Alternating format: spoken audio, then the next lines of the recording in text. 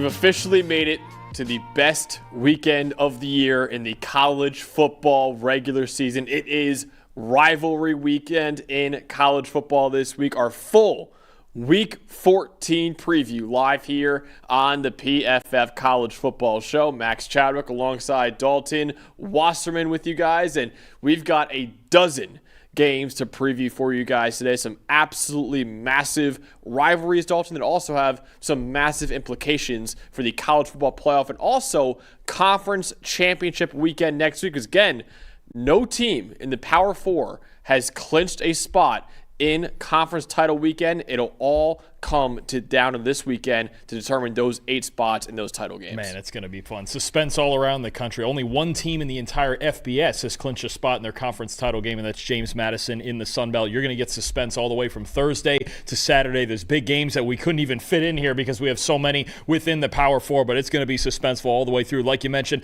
conference title implications, playoff implications, every game with the highest of adrenaline, the highest of stakes going. So this is going to be a fun weekend all the way through. Our guy Andrew Harbaugh already in the chat saying, I have a winner ready for the parlay. We're going to get that actually earlier on in the show, too. We're going to get to that parlay later on. So, actually, the last underdog parlay that we're going to have this year, Dalton. I know. I'm in last place. I got to take a big swing. You and Eli got to take some swings this week to get that. But you're sitting pretty at the top there. For now, Eli's making a little bit of a comeback right now. I'm getting a little nervous right now. But I'm still in first place now. We'll get to that later on in the show. Also want to remind you guys, we're going to say a lot of stats here on this show today. And all of those stats are available to you guys right now with PFF Plus for 40% off right now with our Black Friday sale. And because it's Thanksgiving week this weekend, use that Black Friday promo code right now to get 40% off. This sale ends on December 1st, which I believe next Monday. I believe it's December 1st. Yeah, so next Monday is the final day of this sale right now. Again, 40% off. The best subscription in sports, where you get all the same data, grades, and analytics that all 32 NFL teams subscribe to, all 136 FBS teams subscribe to. I believe most of the FCS also subscribes to PFF as well. Get all of that same insights that those teams use, and also access to our 2026 NFL mock draft simulator, the same mock draft simulator that NFL general managers use to prepare for the NFL draft, and of course, the best betting tools and the best fantasy football tools on the market as well. So you can hit your leg of the parlay in our upset no Sunday show parlay of the week. Again, we are like up over 100 units so far this year with our player prop tool. So whatever you spend on this PFF Plus subscription, you'll make it back and then some if you tail those bets that you can have access to with a PFF Plus sub. Again, 40% off right now when you use the promo code Black Friday. This sale is ending very, very soon though, so use that promo code right now. All right, let's get into the first game of rivalry weekend in Week 14 of college football. A few games on Friday, and the first one we're going to talk about is Ole Miss at Mississippi State in the Egg Bowl. Friday, Black Friday, 12 p.m. Eastern Time on ABC. The storylines to know in this game, a little bit on the field, but mostly on the field, off the field, Dalton. All eyes are on Ole Miss head coach Lane Kiffin right now. This game always produces plenty of on-field drama, but to me, the biggest storyline in this game is what's going on behind the scenes with Ole Miss head coach Lane Kiffin. He's right now being courted by LSU, by Florida for their coaching vacancies. The Rebels are trying to have him sign an extension so he stays in Oxford, Mississippi. And Ole Miss athletic director Keith Carter announced recently that Lane Kiffin's decision is expected to come on the Saturday following the Egg Bowl on Friday. If he does decide to leave, he may not coach the Rebels in the college football playoff. So this very well could be his final game at Ole Miss. Also, if he leaves, the playoff committee, even though Dalton and I don't agree with this, they could take that into account and lower Ole Miss in the playoff seeding as well, like they did with Florida State and Jordan Travis in the past. That is a part of their guidelines, that they can lower teams based on a coach leaving or a player getting hurt as well.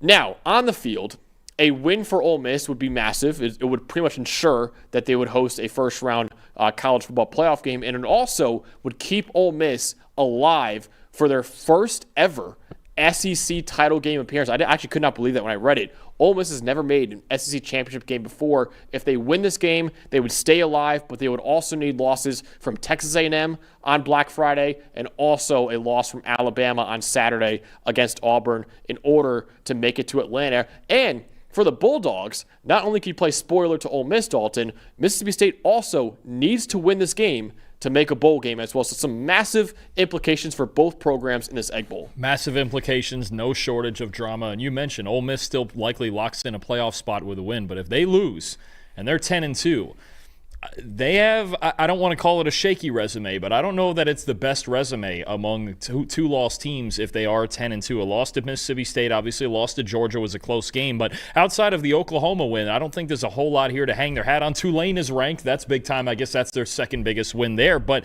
I think you look at Ole Miss getting into really precarious territory if they were to lose this game and be in that big group of 10-2 teams, because somebody's going to get left out, especially if we get a Vanderbilt win, if we get another Miami win this week. There's going to be somebody at 10-2 that gets left out, and if they're 10-2 and Lane Kiffin leaves, it could very well be Ole Miss. So they need to win this game regardless. I'm with you. Even if they win this game and Lane Kiffin leaves, they should still get at least a home game, right? Yeah. They're 11-1. They've earned it. The only loss was to Georgia, but they still got to get through a rivalry game in Starkville. This is not going to be easy, and there's a whole lot of drama surrounding it. So you have the Mississippi State offense in this one against Ole Miss's defense. What should we know on this side of the ball? I'm going to focus on the Ole Miss defense because Mississippi State's offense at this point, it's a lot of RPO. You do have Devon Booth and Fluff Bothwell. That's a dangerous backfield threat back there with those two running backs. And Blake Shapen, the big thing with him is you have to be able to get pressure on him. If you look at Ole Miss's defense this year, and really what correlates to them having good defensive games, it's their defensive line, right? So overall, they're the 19th ranked defensive line in the country according to our grading. They might not have one superstar, but it's a solid group of players. But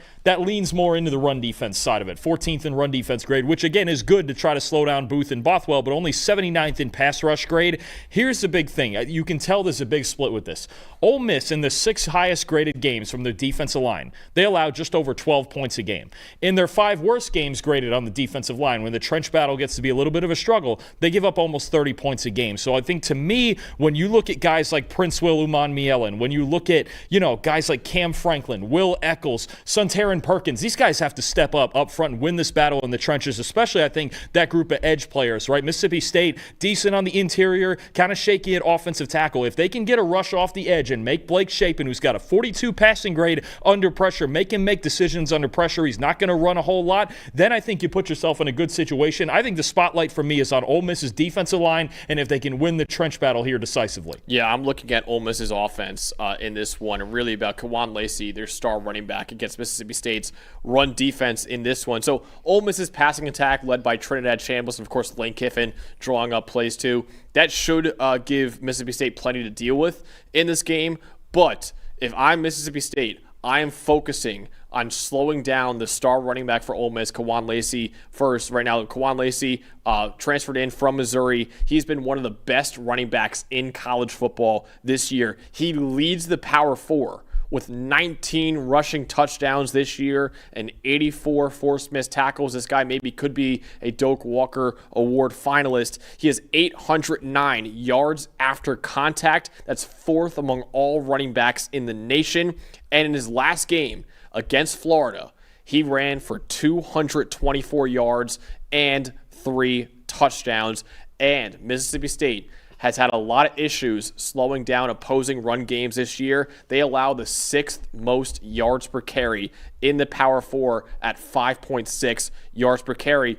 And in Mississippi State's last game, Ahmad Hardy, the Missouri running back, who also is going to be, I would say, a Doak Walker Award finalist, he ran wild on the Bulldogs defense. He ran for 300 yards and 3 touchdowns on Mississippi State. He averaged 12 yards per carry in that game. So I expect Lane Kiffin to utilize Kawan Lacey as his workhorse in this game until Mississippi State proves that they won't be run all over like they've really been all year. Absolutely agree. When you look at that Mississippi State defense all year, they've really been built from the back end forward. They fixed the secondary this year. They've had a solid year on the back end, Jerron Manning and those guys, but up front is where it's been the problem, right? When teams are able to run on them and really get into the meat of their offense, then you have a problem, and that's really where Ole Miss likes to live. Kawan Lacey's gotten a heavy workload this year. He breaks tackles, he keeps him on schedule, and then he allows Trinidad Chambliss to really be in good situations and take shots down the field, right? With DeJon Stribling, with Caden Lee, with all the receivers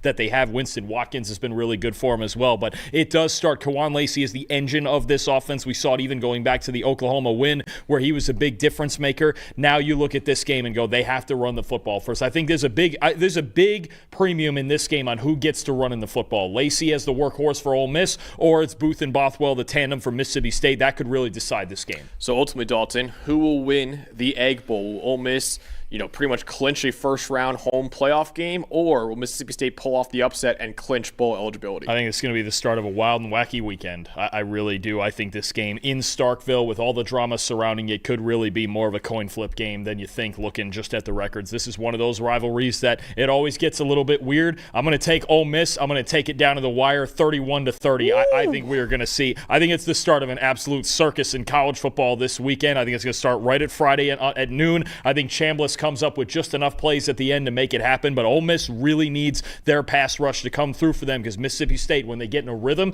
they can be dangerous offensively. I'm taking Ole Miss by a bigger margin. I have it 37-24 Ole Miss over Mississippi State. I think Kawan Lacey's going to run wild on the Bulldogs, and I think the Bulldogs also, who have not had a great pass rush this year either, they struggle to get pressure on Trinidad Chambliss. I think Lane Kiffin and this offense will do very, very well against Mississippi State. I think the Rebels will win the Egg Bowl and then immediately start praying that Lane Kiffin decides to stay in Oxford the following day on Saturday. Again, for Ole Miss, just to remind you guys, Ole Miss needs to win this game and also needs both Texas A&M and Alabama to lose in order for Ole Miss to make the SEC championship game. You can see right there, that is the only scenario for the Rebels to make their first ever SEC title game, win, Texas A&M loses, and Alabama loses. We'll be previewing both of those games, the A&M-Texas game and Alabama-Auburn, later on in the show. But first off, let's get to another Black Friday game at noon. We got Utah at Kansas. Again, Black Friday, 12 p.m. Eastern Time on ESPN. The storylines to know in this game, Utah trying to stay alive in the Big 12 race and also the at-large race for the college football playoff. They had a thrilling win over Kansas State this past weekend, a 51-47 final score. We had a shootout in that game between Utah and Kansas State. Utah still has a chance to make it to the Big 12 title game, but they also need some help like Ole Miss. Utah needs to win. They need BYU to win. They need Arizona State to also win, and Texas Tech loses. However, if BYU somehow loses to UCF, Utah still has a path in the form of an Arizona State win, a Texas Tech loss, a Cincinnati win, and a Kansas State win. So basically, they definitely need Arizona State to win against Arizona and Texas Tech to be upset by West Virginia this weekend. And then the easier path would be BYU to also beat UCF. But if that does not happen, they can also get in if Cincinnati wins and Kansas State wins. Even if Utah does not make it to next week at the Big 12 title game in Dallas, it still has, I would say right now, an outside chance at making the playoff as an at-large team, but I think that would require some chaos to happen in front of Utah in order for them to make it as an at-large team. So this is a huge game for Utah. Just take care of business against Kansas and then hope for some chaos in front of you as well. Kansas, a lot like Mississippi State, Dalton, Kansas needs to win this game in order to make a bowl game. Yeah, no, absolutely. I think when you look at Utah, there's a bunch of teams on this table rooting for a bunch of other underdogs at this table. When you look at the LSU-Oklahoma game, the Auburn-Alabama game, Utah is rooting for a couple of teams in front of them here to lose to gain even better positioning going into the final rankings there, or I should say the penultimate rankings before conference title weekend. So we will know by the end of Friday whether or not Utah is alive between their game and that Arizona State game is Friday night as well. But I think when you look at Utah, they got to have a bounce back back on defense to really get this win on the road. And Kansas, as always, is dangerous offensively. Our guy Kay Kirshner in the chatter is saying the West Virginia upset as a part of the parlay. Eye emoji. Oh, that's a big one. This upset parlay. I know it's in the 20s, I think, right? It's at least you 21. know what, chat? Let's go out with a bang. This is the last No Sunday Show parlay of the year. Let's go out with a bang and make this a absolutely massive one. So yeah, throw in West Virginia over Texas Tech if you want to do this that. one this week, I can already tell you it's going to be a big money one. It's going to be I had to take a swing, and there wasn't that many options to pick from. I love it. You have the Kansas offense in this one. What should we know when Jalen Daniels in that Kansas offense against Utah's heavy man coverage? I have to think more so than that watching last week's tape with Utah playing Kansas State, giving up almost 500 yards on the ground, that Kansas is going to want to run the football, right? They're 53rd in the nation in rushing grade, but 7th in run blocking grade, a really good, well-taught offensive line that can do a lot of things up front, 37th in explosive run rate. And the big thing that really hurt Utah last week was Kansas State getting to the edges, getting off tackle, especially with Utah, arguably their best defensive player, John Henry Daly, now out for the season with an injury. I would expect Kansas to attack the edges. Here's a stat for you. Kansas this year, when running off tackle, 5.7 yards per carry. That's a top 30 mark in the nation.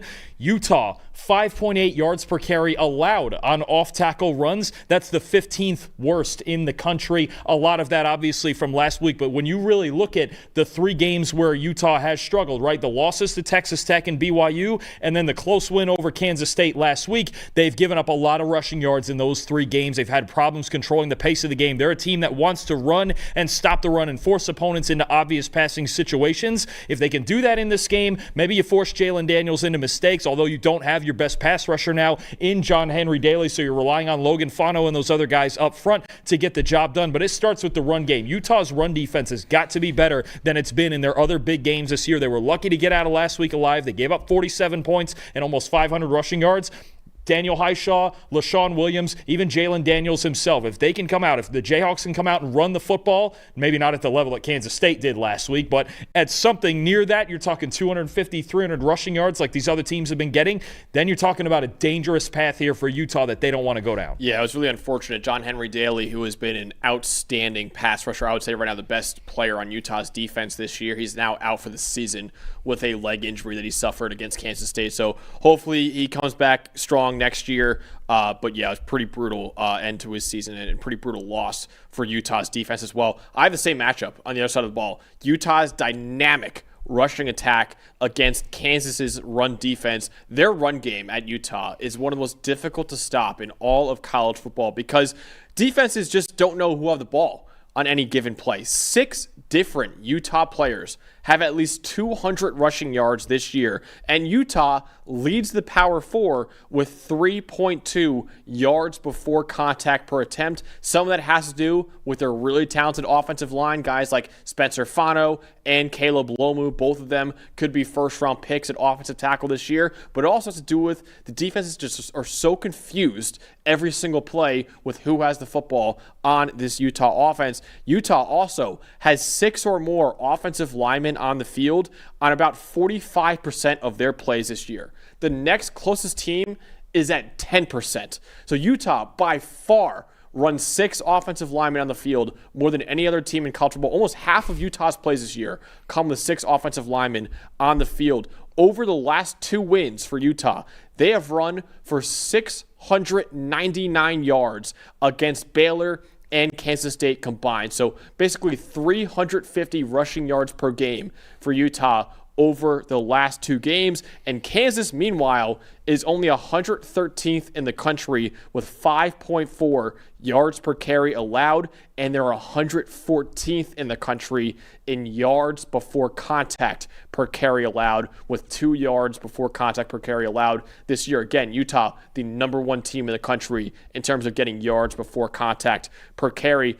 Both of their linebackers, in Bengali Kamara and Trey Lathan, both of them have sub-65 run defense grades this year. And Dalton, you've mentioned before how difficult it is for linebackers to play against this Utah run scheme. You're absolutely right. It's basically a run scheme that breaks all of the rules. You never know where the ball is. Generally, the guards, the offensive linemen are going to take you where you want to go to the football, but Utah has so many influences, there's so many counters and so many quarterback runs that can go the other way that you think that they force linebackers to watch the football, and that slows them down a little bit with all the option football and all the motions and diversions that go into it. So it is as hard as any offense in the country country for linebackers to deal with, especially when you talk about now the two different quarterbacks who've been getting in on the action. Devin Dampier, the starter, and then Bird Ficklin, one of the most dangerous runners in the country already, even as, a redshirt freshman, I believe he is. I mean, it's just been an unbelievable dynamic in Utah's backfield with the number of options they have, the number of schemes they have, and Jason Beck comes up with something different every single week. I'm glad you mentioned Kamara and Lathan, the linebackers.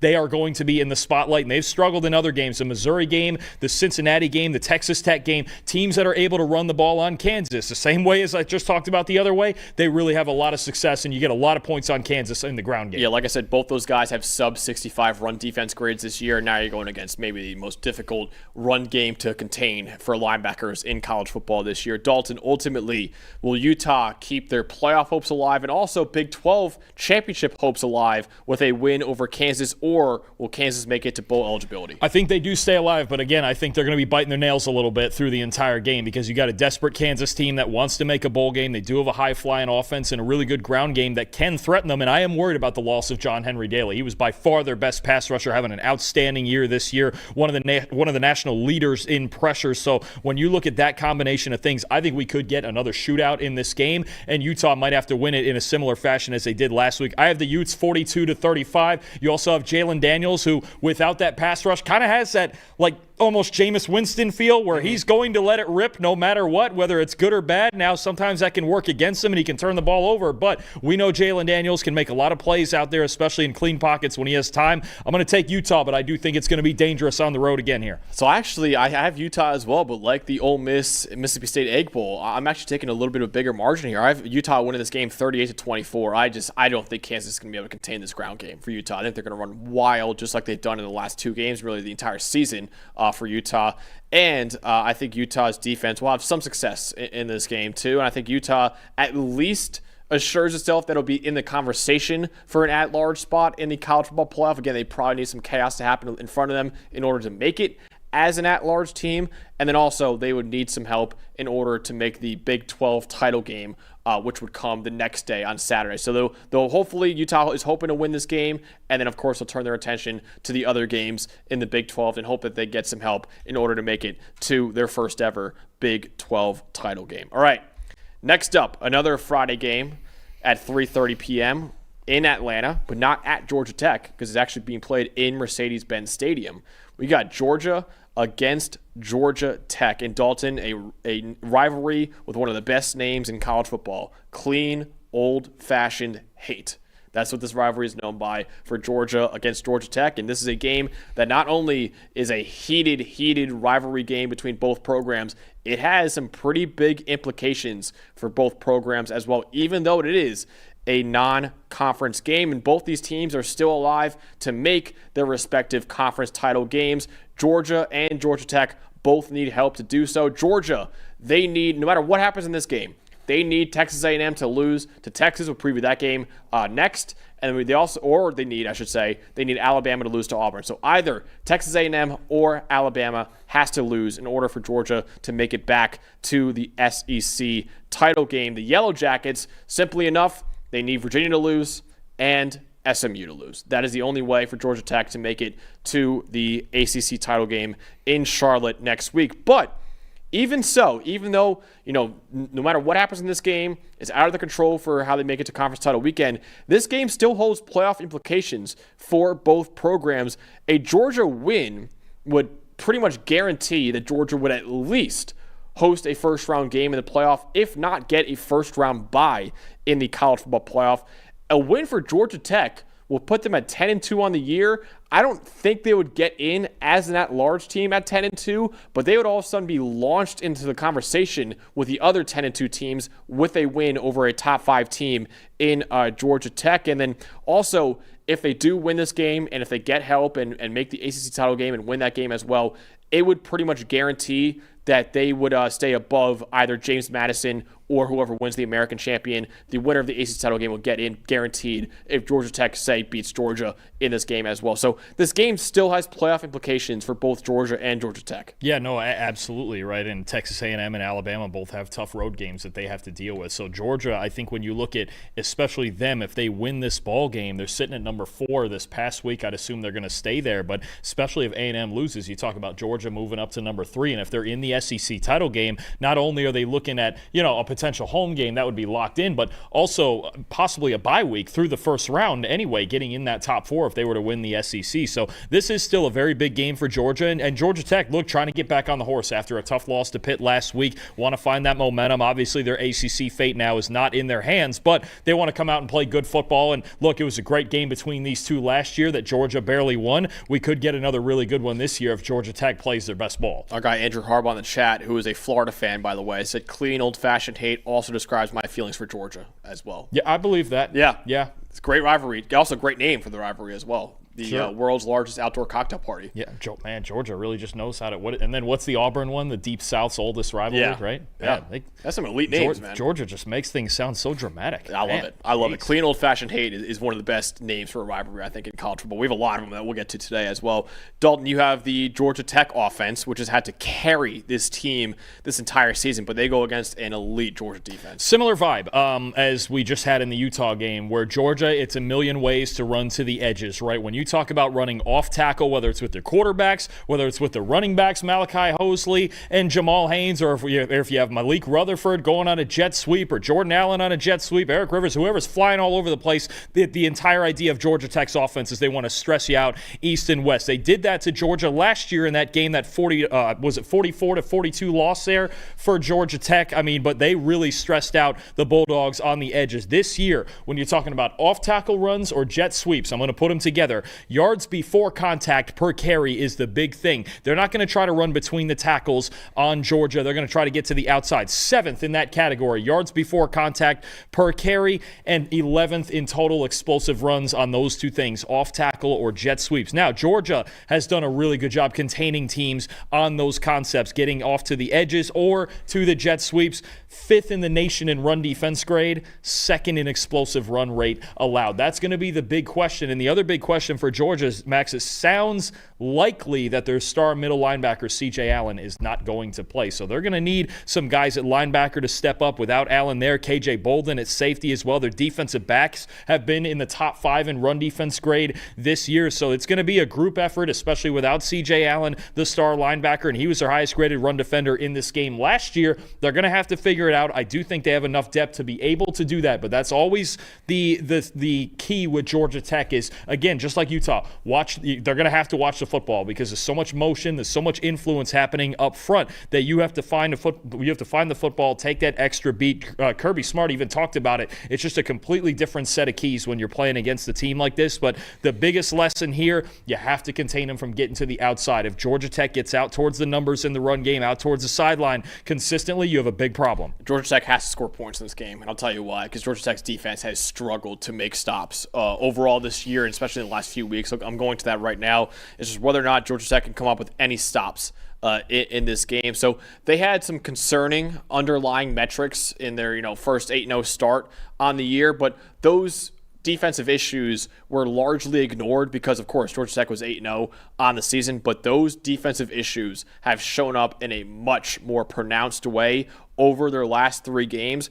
Georgia Tech has averaged over 33 points per game over the last 3 games, but still, they're only 1-2 over their last 3 games because their defense is giving up over 41 points per game over those last 3 matchups. Georgia Tech has allowed 7.7 yards per play since week 10. That's the second worst mark in the Power 4. And the issue is for them in this game, Georgia has one of the most balanced offenses in college football right now. They have the 11th best offensive grade in the country, a potential Heisman finalist at quarterback in Gunnar Stockton, who has an 86.5 passing grade on the year, which is 10th in the country. He plays behind a great offensive line. That's 11th in pass blocking grade as well. They have a great receiving core with plenty of weapons for him to distribute it to. And they can also run the ball to wins as well, because Nate Frazier right now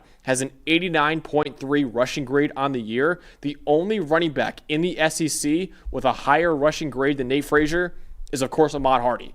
The Missouri running back we talked about before is going to be a Doak Walker Award finalist. If Georgia Tech's defensive struggles continue against Georgia, I'll say it right now, I just do not think the Yellow Jackets have any chance at pulling off the upset. They need to play better on defense against what's been a really, really good and a really, really balanced Georgia offense. There's your problem with Georgia Tech's defense. You mentioned they've struggled lately. We've talked about some underlying issues. They now have the eighth worst team defense grade in the Power Four. Among the 9 worst defensive graded teams in the Power Four, Georgia Tech is the only one that is bowl eligible currently. This is what you're talking about, how much their offense has to overcome on a weekly basis. And then if you have it like last week where Haynes King just makes a couple of mistakes, they don't have the defense to overcome it. Even last week against Pitt, they got back to within 7. They were on the brink of a big comeback, and then a big touchdown run from Pitt really ended the game there. So they have to find a way to get at least some stops, a few, 3 or 4, even if that's all it takes. But right now, they're not getting that. It's cost them in their 2 losses. It's really been an underlying issue all year that they're winning these high-scoring games. Georgia, definitely, when you look at the 2 defenses, has a clear advantage there. Yeah. And Georgia Tech is going to have to find a way either to force Gunnar Stockton into a turnover or 2, or just come up with a few big stops to let their offense an opportunity to breathe so they don't have to play perfect football. So even though it is an out-of-conference game, it's a huge rivalry game. Last year went to 8 overtimes, and one of the best games of the entire season with Georgia coming out on top in those 8 overtimes. Dalton, who wins clean, old-fashioned hate between Georgia and Georgia Tech? This is one because of those defensive issues. I am worried about Georgia Tech's chances to win this game. I just don't see where they're going to get stops with the way that Gunnar Stockton is playing right now. Yeah. Look, Georgia Tech couldn't get stops last year after about the first quarter and a half of that game. So, and their defense looks significantly worse to me this season. It's been on a cold spell now. The loss to NC State, the loss to Pitt. I do think they can score some points. I do think Haynes King can will them into a competitive game, but I think it's too much at this point. I trust Georgia's defense a lot more. I trust Kirby Smart to make those adjustments. Even without C.J. Allen, it's really a team-oriented defense that is arguably the best tackling team in the whole country. That's a big deal here, too, when you want to make those open field tackles. Give me the Bulldogs. I got a big 42-24. Yeah, I have it 37-23. I have Georgia as well. I think the Yellow Jackets are just going to struggle way too much defensively in this game. And then I think Georgia, who's had one of the best run defenses in college football, has success against Georgia Tech's run game, who obviously they really rely on that run game. And then Haynes King will have way too much pressure on him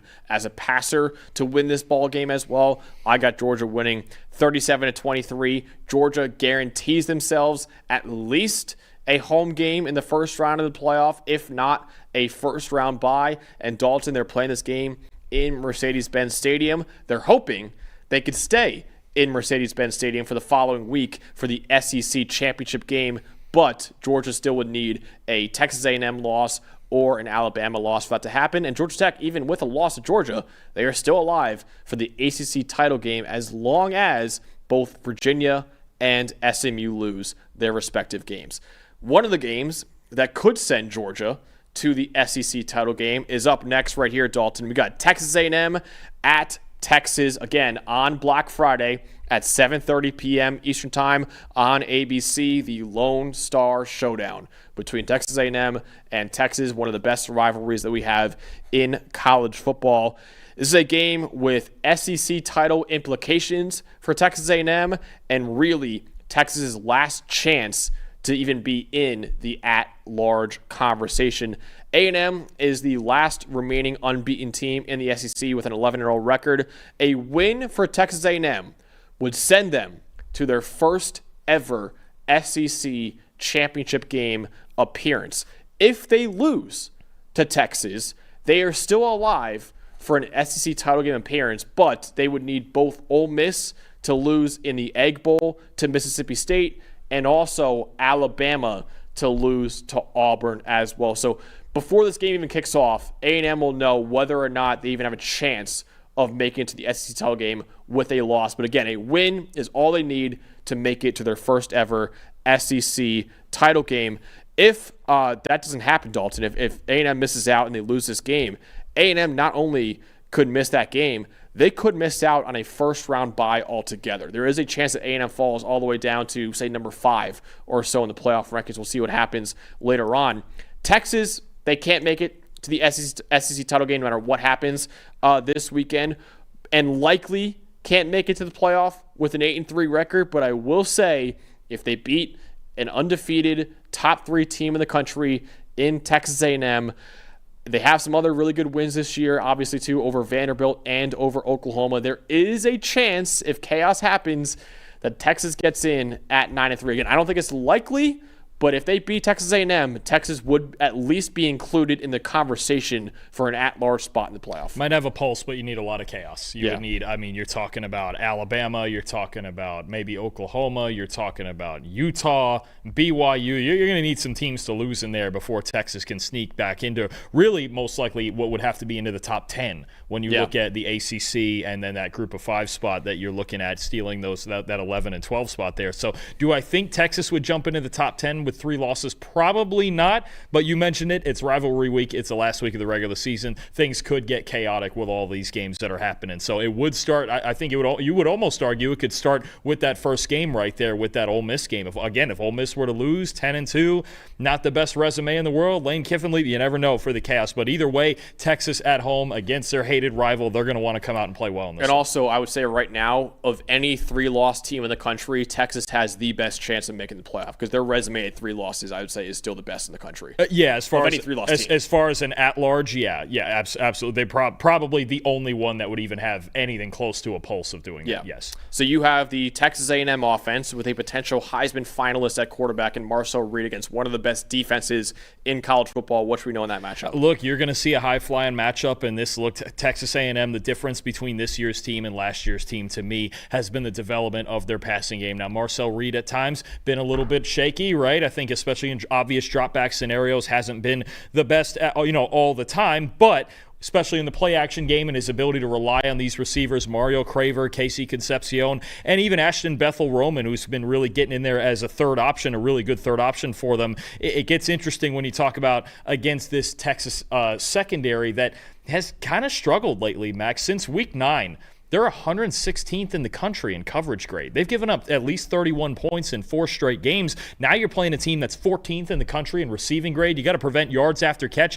Texas A&M with the 3rd most yards after catch per reception, which makes a lot of sense when you talk about Concepcion and Craver being the two of the best guys in the country with the ball in their hands. Top 10 also in contested catch rate and explosive pass percentage. So I think when you really look at it, Texas secondary has to play better than they've been playing lately. I know they've been banged up a little bit. They've been playing some really good passing offenses lately, but they got to find it against these receivers because if you let these two, especially on the outside, Craver and Concepcion, run wild on you with the ball in their hands, they can put up a lot of points. We already know that. I feel good about Texas' run defense in this game, although A&M can obviously comfortably run the football. You've got Ruben Owens, E.J. Smith, Reed gets involved there, but I really think the matchup is these receivers on the outside against a Texas secondary that started out so hot the first half of the year and has been struggling a little bit lately. Yeah, I have kind of a similar matchup in this one for Texas as well. It's a red-hot Arch Manning against one of the nation's best pass defenses that we have in college football right now. Arch Manning, of course, was the Heisman Trophy favorite going into the year. He hasn't quite played at that level this year, but he still had a really strong debut year as Texas starting quarterback. 83.2 passing grade, 22nd among all quarterbacks in the country.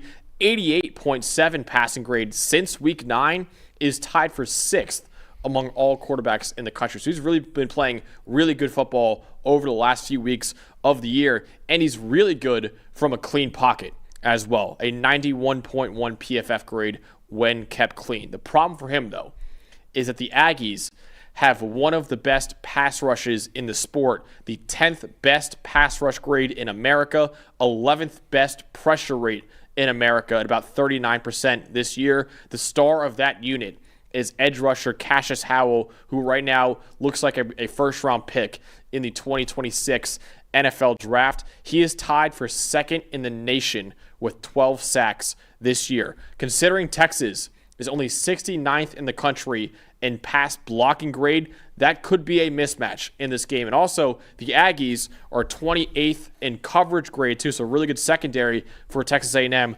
So it won't be easy for Arch Manning to carry this Texas offense to victory, and he probably will need to do so because Texas, which hasn't really had a good run game all year, is going up against one of the best run defenses in the country in Texas A&M. I really like, there was a few weeks there to get Arch Manning back on track. The Steve Sarkisian, he kind of dialed back the offense a bit. He had shorter throws, screens, get Arch into more of a rhythm, and then the last couple weeks starting to attack downfield more. The most recent game against Arkansas, which isn't a very good defense, but taking deep shots down the field, right? Who's going to step up out here at receiver? Parker Livingston, Ryan Wingo, Emmett Mosley. These guys, they got to get in a rhythm on the outside. I think Texas has figured out they need to be a perimeter speed kind of team. They need to take those shots downfield when they can, but until then, work up those yards after catch, kind of in the same way that Texas A&M does. I think they've really come into their identity of what they want to be as a team. Would he like to be able to run the football better, Steve Sarkisian? Absolutely, but just hasn't been able to come this year. And then we're going to find out which Texas pass protection shows up, right? There's been good games, there's been bad games. That all adds up to them being 68th in pass blocking grade this year, but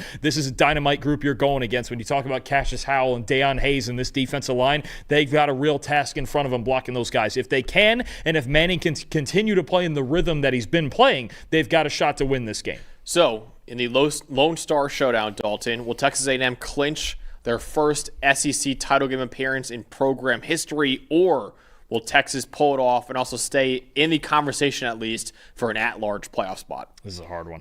Yeah. This is a hard one. This is one of the hardest ones. We've seen some scares at times from Texas A&M, right? They've played some close games against, you remember the Auburn game, obviously Notre Dame way back in the day. South Carolina. The South Carolina game, well publicized, that one for sure.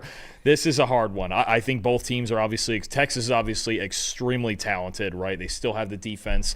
We will see if they have, I think, is Anthony Hill questionable? I believe I saw that. We will see. That would be a big plus if they got him back for this game. He missed last week's game. You know what? I'm going to ride the home team here. I'm going to go with the Longhorns. I like the rhythm that Arch Manning is in, and it almost feels like Texas A&M is due for one, doesn't it? It really, to me, this game, I think, comes down to the composure of the two quarterbacks and which one potentially could turn the football over as well. We've seen spurts of that from Marcel Reed. Now, we've seen spurts of it from Manning too, but he's definitely been better down the stretch this season. I'm going to take Texas to get one at home and knock their rivals out of the SEC title game. What's your score for that game? My score, I believe, I have it 31-27. Wow, high scoring. I think there is some opportunity here for both offenses to succeed. I also think I think it does come down to turnovers. I think this one between Manning, and they're two really good defenses, but I think A&M's still a bit vulnerable at times in the secondary when quarterbacks do have time in the pocket. And Texas, again, the last 4 games hasn't been great on the back end. Maybe they're getting a little healthier. Maybe Michael Taft getting more in a rhythm back there. But I think this is another one. I think you throw everything else away at a certain point and just go, these two teams are both really good. They both hate each other. This is going to be a really fun game, but I'm taking the home team. I'm going to take the better quarterback in this game. I'm taking Texas as well. I'm taking Texas to win this game 21-20. I do think it will be a defensive slugfest, obviously by my score right there. And I think Texas at home is desperate. This is a desperate football team. A&M, they're making the playoff no matter what. Obviously, they need to win this game in order to most likely make it to the SEC title game. If they lose, they still have a chance at making it to the SEC title game, but likely not because they need both Ole Miss and Alabama to lose. But Texas is desperate. They need to win this game to even have a chance at making the playoff. Again, an outside chance, but still a chance at making the playoff. And yeah, the Aggies now, if they lose this game, they would need help in order to make it to the SEC title game, and also potentially need help to get a first-round bye in the playoff as well. I think A&M's been playing with fire in recent weeks. I think Marcel Reed against that defense is going to be an interesting matchup to watch as well. I think Arch Manning and the Texas defense will get it done at home and beat Texas A&M 21-20. It feels like such a culmination for both. And I know you get that a lot this week, but for these two teams, especially with Manning and with Reed, which one do we get, right? The complaints about our Arch Manning have been the inconsistency. The complaints at times from us even about Marcel Reed have been the inconsistency. What do we get out of both quarterbacks? I think that's going to be the biggest bit of suspense, especially early in this game. If both of them are feeling pressure from the opposing pass rush, who's going to keep their composure longer and just not make the big mistakes to take their team out of this game? It's going to be a lot of fun. By the way, for any Georgia fans wondering, both Dalton and I think A&M's losing, which would send Georgia to the SEC title game once again. Again, both have Texas beating Texas A&M, which would be an awesome, awesome game on Black Friday. Before we get to some massive games, including the biggest rivalry game that we have in college football, Ohio State-Michigan, coming up next on this preview show, we're going to do our upset picks right now for Week 14 of college football. One of our guys, Dalton, in the chat, Cade Kirshner, said, I'm getting on a plane right now, but I want to throw in my upset pick. He's got Navy over Memphis. We'll add that to the parlay. Appreciate Cade Kirshner. Have a safe flight wherever you're going right now. But we're going to get to our upset picks right now. This PFF betting segment is presented by DraftKings Pick 6. Turkey, family, and football, it can only mean one thing: Thanksgiving. Whether you're breaking down the game or breaking down the bread, your takes don't need the day off. Turn those hot takes into cold, hard cash with Pick 6, DraftKings' newest fantasy pick'em game built for big wins. Here's how it works. Just pick more or less on 2 or more player stats. The better your picks, the bigger your payout. Simple as that. Pick 6 brings you upside that those other pick'em sites can't touch. The better you perform, the bigger your payout, and it's available in most states, including Texas, California, Georgia, and more. So, while the turkey's in the oven, lock in your picks and cook up some payouts of your own. And if you're new to DraftKings, we got you covered. Play just $5 and get $50 in Pick 6 credits. Trust your read and make it pay. Download the DraftKings Pick 6 app now and use code PFF. That's code PFF. Play just $5, get $50 in Pick 6 credits. Make the call, ride the upside in partnership with DraftKings Pick 6. The crown is yours. Gambling problem? Call 1-800-GAMBLER. Help is available for problem gambling. Call 888-789-7777 or visit ccpg.org in Connecticut. Must be 18 plus. Age and eligibility restrictions vary by jurisdiction. Pick 6 is not available everywhere, including New York and Ontario. Void where prohibited. 1 per new customer. Bonus awarded as non-withdrawable. Pick 6 credits that expire in 14 days. It ends December 2nd at 11:59 p.m. Eastern Time. Terms at pick6.draftkings.com/promos. All right. Just to remind you guys, I currently have a lead over both Dalton and Eli. I have 994 points on the year. Eli has 777 points on the year. Dalton has 454 points on the year. And this is the final week that we're doing the No Sunday Show parlay. So both you and Eli, Dalton, need to hit your bets in order to have a chance at taking me down in this parlay that we have. So what is your bet of the week, Dalton, that you're going to try to make up a 540-point difference. There you go. So by that logic, I had to take at least a plus 540 just to tie. So I'm sitting here playing the standings. At the end of this all, I only came down to like 10 games that even had a spread that big this week. So when you look at that, you go, okay, my options were narrowed for sure. I'm taking a big one. Then you have the factor of, okay, not only getting to, let's just say, plus 550 to take a lead, but then what if you hit yours, right? Or if Eli hits his, right? Then I got to get even further out from that. And I'm going through my options. I was not going to pick Purdue to beat Indiana. I was not picking West Virginia to beat Texas Tech. I'm not picking UCF to beat BYU at BYU. I'm not going against the BYU faithful like that one. You know, so I'm narrowing down the options. I came down to 2 that had pretty big spreads. I thought about UCLA over USC at USC. My problem with that is we're not sure that Nico Iamaleava is going to play. I'm going to upend this playoff race for the fun of it. Plus 1,100, Max. Ooh. Plus 1,100. If this works as a 21 or 22-point dog, I think it is, then I'm just going to win this whole thing outright on this one. I might as well take the swing. Coastal Carolina at home over James Madison. I'm going to upend it. James Madison is in the Sun Belt title game regardless, but they do need this game for their playoff hopes.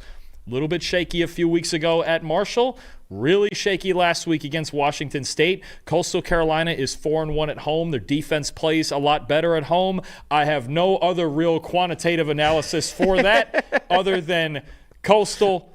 Go out there and help me out, please. It's hard to find, metrics that support a plus 1,100 bet, so I appreciate that. It's tough. They are definitely better at their only home loss was a big one to East Carolina, and East Carolina is a pretty good team in the American. They're just better than them. Fine. Okay. We're just gonna figure that out as we go. And Coastal, if they win this game, they're gonna upend the whole playoff race and basically guarantee that the American champions go in the playoff. Plato in the chat saying I like the bet because Coastal did cash as a plus 600 underdog earlier this year too. So they have experience cashing as massive underdogs, Dalton. So maybe they do it in what is a double of that bet this week though. I mean that's I said, you know what, I might as well just take the one huge swing. And you know what? Regardless of whether you guys hit yours or not, then I'm going to win with a plus 1,100. We're doing it. Love it. Eli, what is your bet of the week? You are currently down by only a couple hundred points right now. I believe like plus 220 you basically need to hit on this one. So what's your bet of the week? Yeah, so we're basically just toeing the line there. I am going with Pitt over Miami. If you miss, that'll give me the win by, I think it's like 6 points, something like that. It was the one that I liked the most out of this. I think it's going to be a disgusting game. It's in Pitt, and it's supposed to be gross. I think somebody in the chat said earlier, I think it's a high of 32 in Pittsburgh this week. Get it real gross. Get it mucky. Carson Beck maybe turns the ball over a few times. Pitt coming off a huge win. I like him to upset here. Miami's not used to that cold weather either. I kind of don't hate that. Certainly not. Carson Beck never even played it in at Georgia. We'll get more into the details of that preview. We're previewing that game, yeah. But certainly a fun ball game, and you talk about a ball game with implications, boy, between the playoff, possible at-large for Miami, and all the arguments that have been had over that, and then just the ACC standings with both of those teams. It's going to be a wild, wild game up there at Acrisure Stadium. This is one of the biggest upset parlay that we have so far, Dalton. Oh, I'm sure.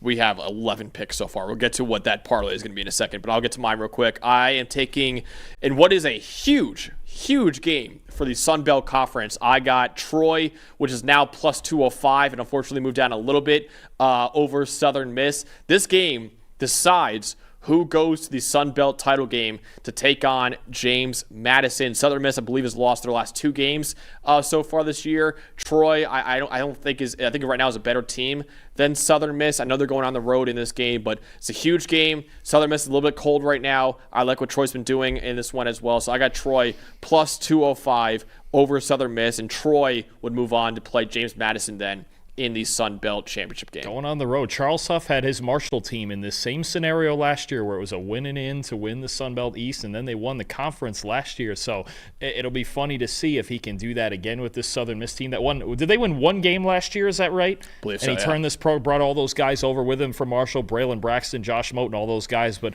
we figured they could be a hot team. But I'm a little surprised there. I'm surprised that you went away from your Sun Belt runner-up pick. I know. You're going away from it. You could have the perfect, because you had what? JMU over Southern Miss, right? You're going away from the preseason prediction. I'm emotional hedging right now. Oh, are you? Okay. I'm emotional hedging. Oh, you could just, you're playing both sides. I'm playing a little bit both sides here. Well, it doesn't matter. If Coastal beats JMU, then I win anyway. It doesn't matter. It's true. That is true. So, yeah. I'm surprised you're going away from it. What a game that's going to be. I believe that's Friday afternoon also. Southern Miss and Troy. Yeah, that's a really, really big game for the Sun Belt. We have a ton. The chat really showed out this week with all their bets. I want to make sure I get all of them. Harbaugh's saying that you listen to my pick at plus 205 and saying, yeah, that's cute because you took it at plus 1,100. Well, Harbs, if Dalton wasn't so ass the entire year, he wouldn't need to take a plus 1,100. Kind of true. That's what happens. Kind of true. It's tough. It's not like last year where I hit that Washington State plus 450 or whatever that was last year. Darn it. What, this would be, you've hit what, 3, Dalton, all year? It's not been great. Remember all those close calls I had early in the year? They're biting me now. It's bad. Yeah. Remember UConn was supposed to beat Syracuse and they just didn't? Well, we've all had some close calls this year. I just hit on a lot of them. Yeah, right, exactly. I had a hot streak, and I've been cold lately. But hopefully I built up enough of a lead to win the championship here. So some of the other upset picks that we have, Dalton, we have our 3, which, by the way, our 3 upset picks would be $10 wins $1,171. You're welcome. Pretty massive. Yeah, pretty massive. It's our biggest parlay, at least for us 3 so far this year. But the chat also has Navy over Memphis at plus 170, Vanderbilt over Tennessee at plus 120, Arizona State over Arizona. Arizona State is actually underdogs at home to Arizona. Man, damn, I should have taken that as my upset. I kind of love that. Plus 105 for that one. Clemson plus 120 over South Carolina. I don't hate that.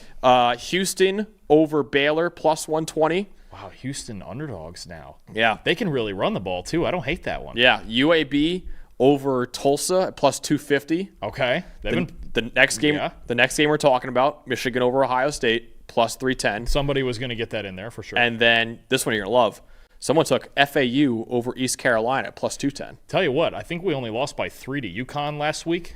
UConn's a good team. Wait, over who? East Carolina. Where is it? Is it in Boca? It's at Boca.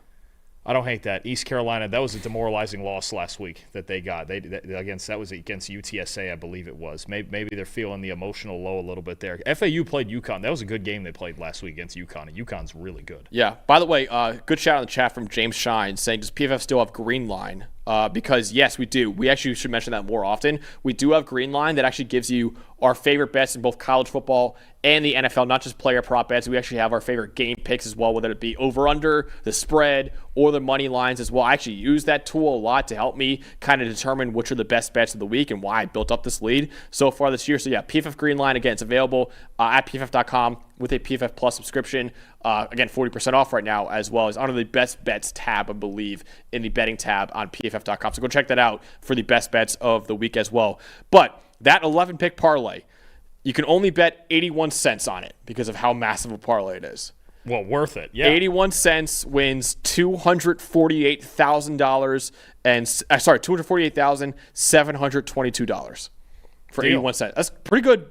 Get back for 81 cents. That's a good investment. And I kind of like all 11 of those picks. What else are you going to do with 81 cents? You're actually, Dalton, your Coastal Carolina one, I swear to God, if we go 10 for 11 and you're the only asshole who had that's going to happen. Plus 1,100. That's going to happen. All right, I just placed my bet right now. My 81 cent bet to win $250,000 is now in on DraftKings Sportsbook. Go bet that right now. And again, use DraftKings right now to get their pick 6 with code PFF as well. But yeah, last No Sunday Show parlay of the year. This is the one we're going to hit now. We're going to hit this one, and we're all going to retire after it with this parlay. All right, next up, the biggest game of the weekend, the biggest rivalry game that we have in college football. It's the game. That's the nickname for the game. The game.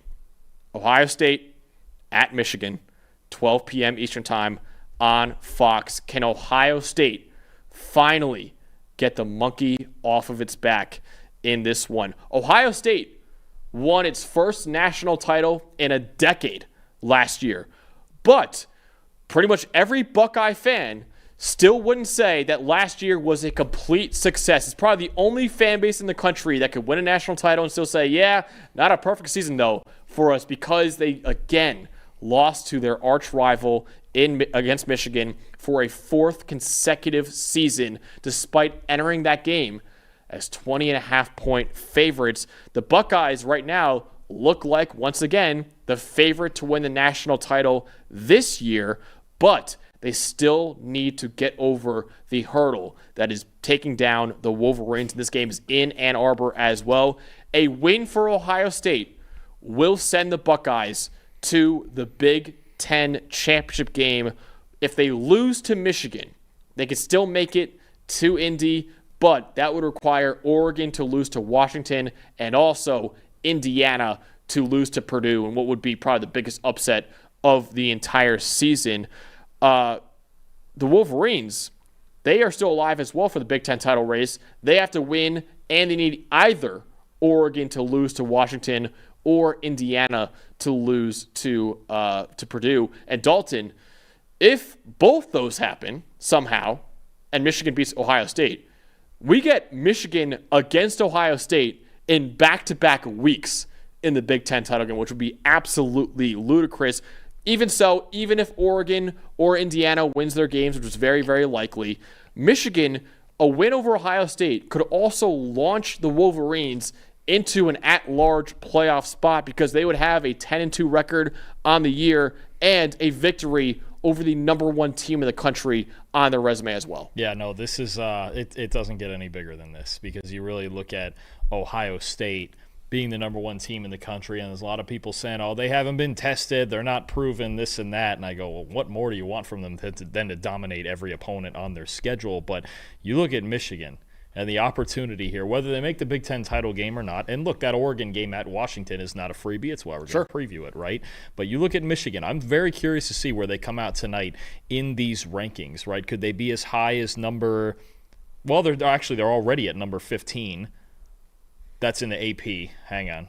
The CFP, we need the new one. So if the AP is correct about Michigan being at number 15, which I think is reasonable, how much higher does a win over this Ohio State team put them, right? Would they even want to play in the Big Ten title game at that point? Honestly, because I mean, and their two losses, you want to talk about good losses, which has been a topic of conversation.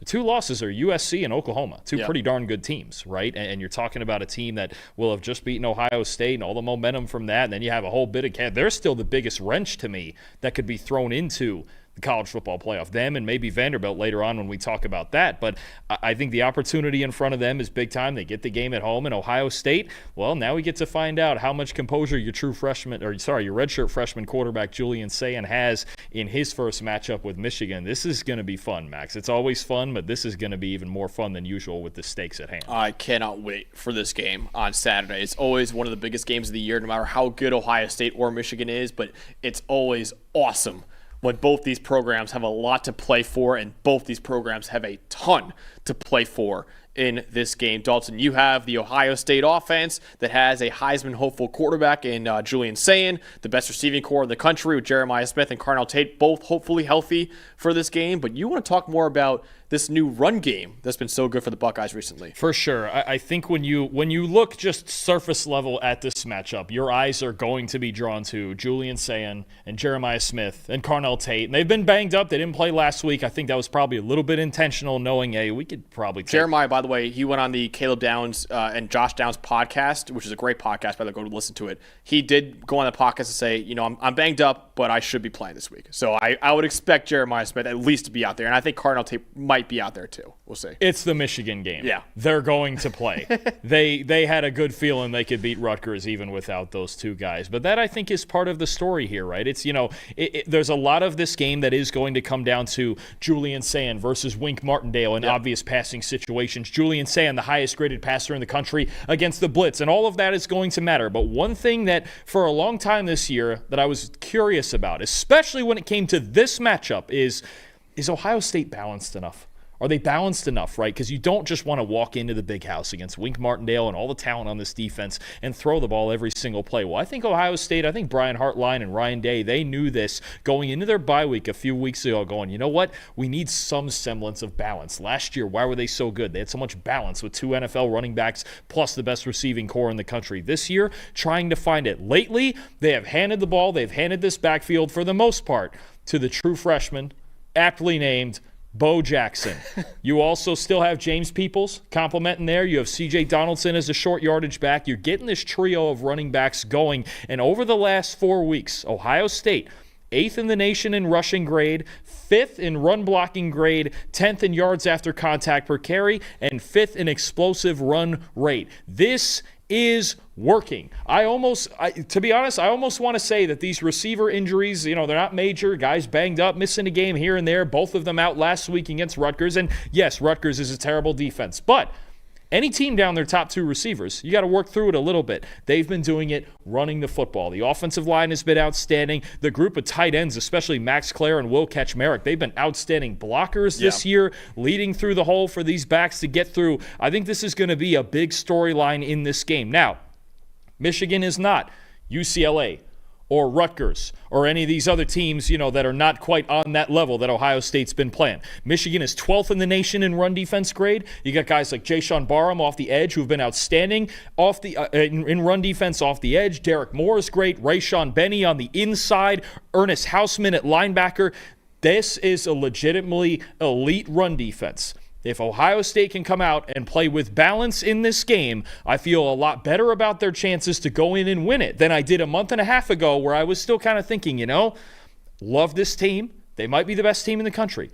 They're a tad one-dimensional. They don't look quite as one-dimensional lately over the last month. To me, there's going to be moments in the game where I think Bo Jackson is actually the guy in the spotlight more so than Jeremiah and Julian and Carnell Tate and everything else going on the outside, because that is going to play a huge part. No question, you're going to see Jeremiah Smith make some plays in this game. But I think Ohio State's ability to balance themselves out, and they lost this game in the trenches last year. They did. So their offensive line, if they want to win this, they got to come out pissed off and ready to go, because they've been the biggest theme the last 4 losses between these two, and Ohio State losing all these games, as Michigan has been more physical. Ohio State needs to match that in this game. I think that starts with their run game. Don't make Julian Sand, for as much as we love him, Heisman favorite for us right now in that race. That might get decided even next week. But Ohio State needs to run the ball. They got to have some run game. They've been working on it the last month. I want to see if they can do it against a big-time defense in the Big House. And their offensive line has played so much better than it did last year, and you're completely right, Dalton. That offensive line, I would say right now, they lost that game single-handedly last year. That's the reason why Ohio State lost that game. It was like a 13-10 final score. The offensive line was abysmal for Ohio State in that game against Michigan. It's a lot better this year. Right now, we'll see what they do against one of the best run defenses in college football. I have the same exact matchup on the other side of the ball. So even though, Julian Sand and Jeremiah Smith and Carnell Tate are phenomenal, Dalton wanted to talk about the run games. It's a new development for Ohio State. This should not be a shocking preview at all. Michigan is going to want to run the football against Ohio State, because if they put Bryce Underwood, a true freshman quarterback, a lot of pressure on him and a lot of pressure on what's been an overall okay receiving core against an elite secondary, don't think Michigan will have much success offensively. They need to run the ball in this game. They run the ball on 54% of their plays. That's the 7th highest rate in the Power 4. Michigan also has top 25 grades in the country in terms of rushing and in terms of run blocking as well. Star running back Justice Haynes is out with foot surgery. He probably won't be playing in this game, but his backup, Jordan Marshall, picked up right where he left off, 537 yards after contact this year. That's 5th among all running backs in the Big Ten, and he has a 86.1 PFF grade. That's 6th among all running backs in the Big Ten. Now, he did miss this past week's game against Maryland with a shoulder injury, but he was a game-time decision for that game, and a lot like Jeremiah Smith and Carnell Tate, I'm sure he's going to do whatever it takes to make sure he's on the field for this week's game against Ohio State. Now, the problem for Michigan, though, and like the problem for Ohio State could be too, is that Ohio State does, one of the best run defenses in college football. They're 6th in run defense grade this year. They're 6th in tackling grade this year. And they're 7th in yards per carry allowed this year at 3.6 yards per carry. No team, not a single team this year, has run for even 170 yards on Ohio State's defense this year. 4 of its 11 opponents crossed 100 yards this year. So 7 times this year out of the 11 games Ohio State has played where the opponents have not even run for 100 yards against them. For reference, Michigan has run for at least 175 yards in 9 of its 11 games this year. The only 2 games where Michigan did not run for at least 175 yards was against Oklahoma and against USC, and they lost both those games.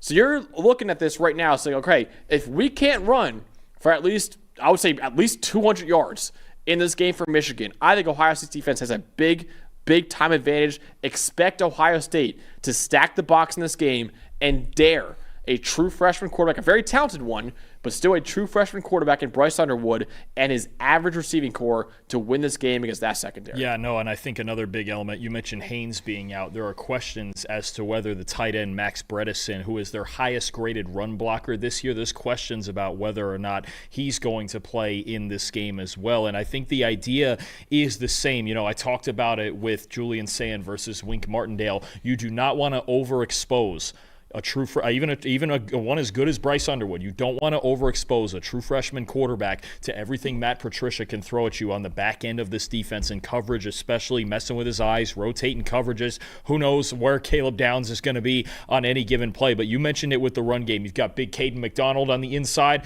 Caden Curry, Kenyatta Jackson been really good off the edge, and then tell you what, Sonny Styles and Arvell Reese, if you want to be first-round picks there at linebacker, this is the game to prove that you can do that, right? Be the more physical team on the road. I think Michigan, you're right. It hurts not to have Haynes because I think if you had two of those backs fresh, I think it would help you a lot in this game. But Marshall's going to have to carry a heavy load. I'm sure Underwood is going to be involved both as a design runner and as a scrambler. And you mentioned that receiving core. Andrew Marsh has been the guy lately. He's going to have to step up again. Also a true freshman. And Donovan McCulley really been the number 2 guy. Those guys are going to have to step up. But the loss of Bredesen could be just as big as the loss of Haynes if he's not playing. Want to mention on the other side too of Michigan's defense, Rod Moore will not be in this game either. He's missed the last couple of games. He's most likely done for the season. So Michigan dealing with some injuries, but again, I think that the theme is the same on both sides of the ball.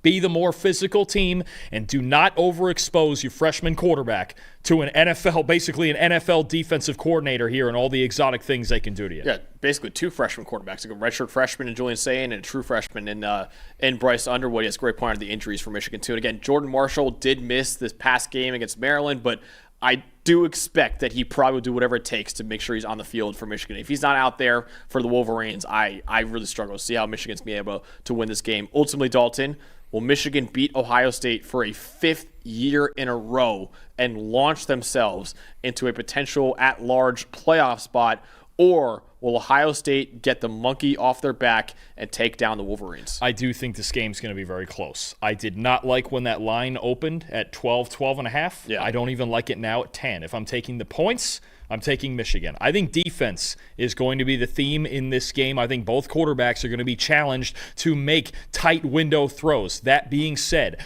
I like Ohio State and the balance that they are building and continuing to work on. And I think when you look at, okay, what we've seen from Sayin and what we've seen from Underwood and then what he's got to work with, I'm making the assumption that Smith and Tate are playing. And I like last week, especially with both of them out, that they got Max Clare much more involved in the passing game. He had a really big game last week. I'm taking Ohio State. I think it will be down to the wire, as most of these games between these two are. I do think the defenses are going to control the pace of it, but there will be enough big plays on the Ohio State side, especially from those 2 receivers. I think Jeremiah Smith eventually, for a few moments, will be the star of the show here, because I don't care who you are, you don't have an answer for him. Ohio State 23, Michigan 20. Wow. All right. I am picking Ohio State as well. I am taking them to win by multiple scores, actually. Oh. I have Ohio State 31-17 for the first time in 5 years. Buckeyes can breathe a sigh of relief with a win over Michigan. I think the defense for Ohio State will have a stellar performance against Michigan's offense, and I think Julian Sayin will come up with some clutch throws in this game for Ohio State to win. Jeremiah Smith and Cardinal Tate, of course, as well. You have the best quarterback in the country, the best receiving core in the country.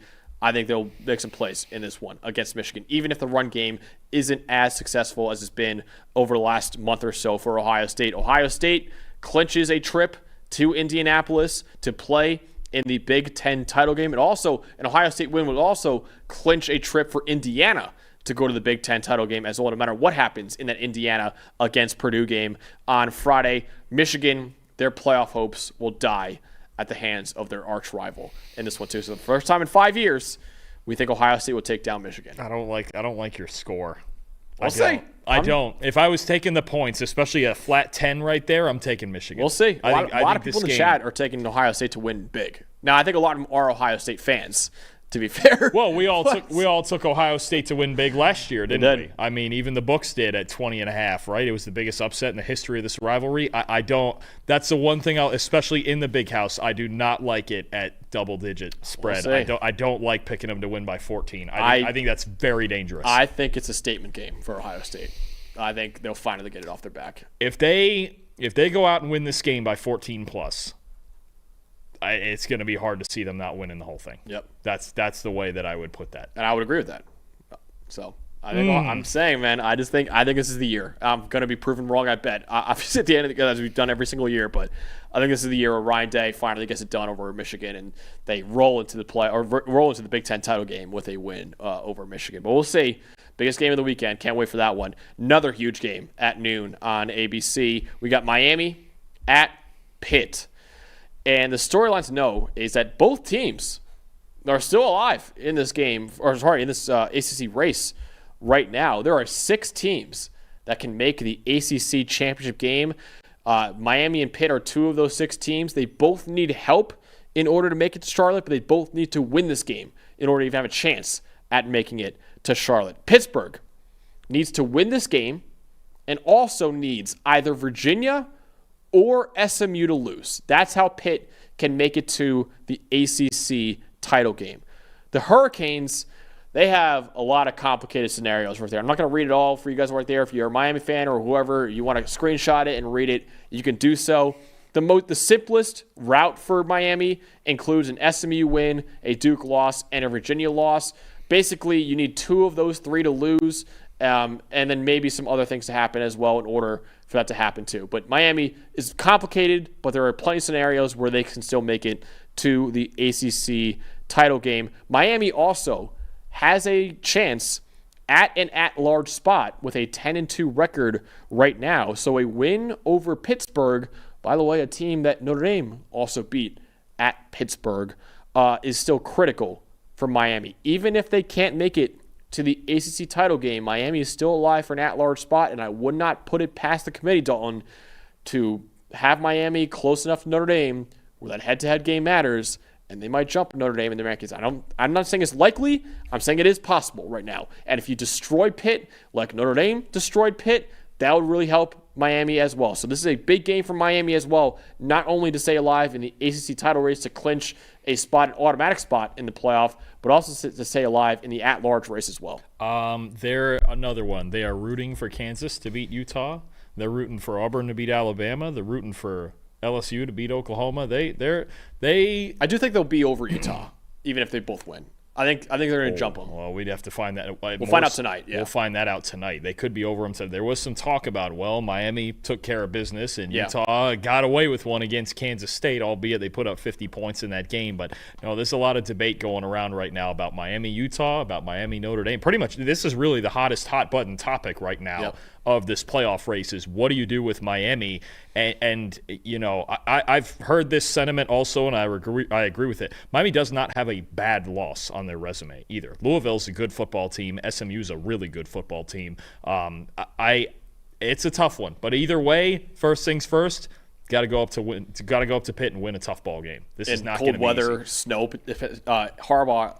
Andrew Harbaugh in the chat also saying that he's close to Pittsburgh right now, and they should get a lot of snow this weekend. Oh, it's going to be fun. So. It's the Miami team that's used to warm weather, obviously. It'll be interesting to see how they perform in this game, Dalton. But you have the Miami offense with Carson Beck, and who's used to very warm weather, whether it be at Georgia or at Miami. What should we know for him against this Pitt defense? Well, even in bad weather, you got to find ways to throw the football, right? You can't run it every single play, even though Miami is a trench team. But I'll tell you what, they've got a true freshman that's emerged as their number 1 receiver this year, and I think he's got to be priority number 1 in the passing game for Pitt. Malachi Toney, number 10. He's just unbelievable the more you watch him. 89.7 receiving grade, is 4th in the entire nation. The only 2 Power 4 receivers with a higher receiving grade than Malachi Toney? Makai Lemon, Jeremiah Smith. That's pretty good. And then Malachi Toney. They're the only 2 Power 4 guys ahead of him in that category. And I think something, especially if the passing game has to be more conservative, with the bad weather, with Carson Beck as your quarterback, right, just trying to make things happen after the catch. He's 3rd in the nation in yards after catch. He's 3rd in the nation with 24 missed tackles forced. Now, he's not a big guy by any means at all, but he can shake your eyes out, and he just knows what to do. When he gets back there with the football in his hands, he looks like a running back out there running. He's a great route runner, and hell, even at times he can throw passes. High school quarterback who can get out there, and they've had him throw a handful of times. So you have to know where Malachi Toney is at all times. He's dynamic after the catch. He can make people miss, and Max, he's reliable as anything. 90 targets without a drop this season. That's the most in the FBS. This is a true freshman. These receivers are coming out of high school better and better and better every single class, every single year. Pitt, got to deal with him in the slot, 39th in the nation in slot coverage grade, solid. They don't really have a true nickel. They kind of use the linebackers and safeties and kind of a hybrid role there in that defense. It's really hard to attack this Pitt defense outside. I think Malachi Toney really needs to play a big role if Miami's going to go up there and throw the football well, because Pitt, really good run defense, bad weather, that could work to their advantage. I know Miami's got the big offensive line, but you have to be able to balance this thing out. Carson Beck has to play well, can't turn the football over, but I think Malachi Toney on both sides has to be the focus. How many times can Miami get him the football in open space? How often can Pitt prevent him from beating them after the catch? So just to, because you keep saying bad weather, right now the weather forecast says about 38 degrees on Saturday, winds about 5 to 10 miles per hour, 15% chance of precipitation with potentially a few flurries or snow showers. So maybe not as bad weather as we thought originally, but it'd still be cold in Pitt this week. Still a Southern team with Carson Beck going up there as a quarterback, and he likes conditions to be ideal. That's for sure, especially whether that means pressure and blitzing and all that, or is it kind of certain quarterbacks in the NFL have been like this too in the past, where in a dome or nice cozy conditions things look good, but get out in those little harsher conditions. You saw take Jared Goff in Philadelphia last Sunday. Mm-hmm.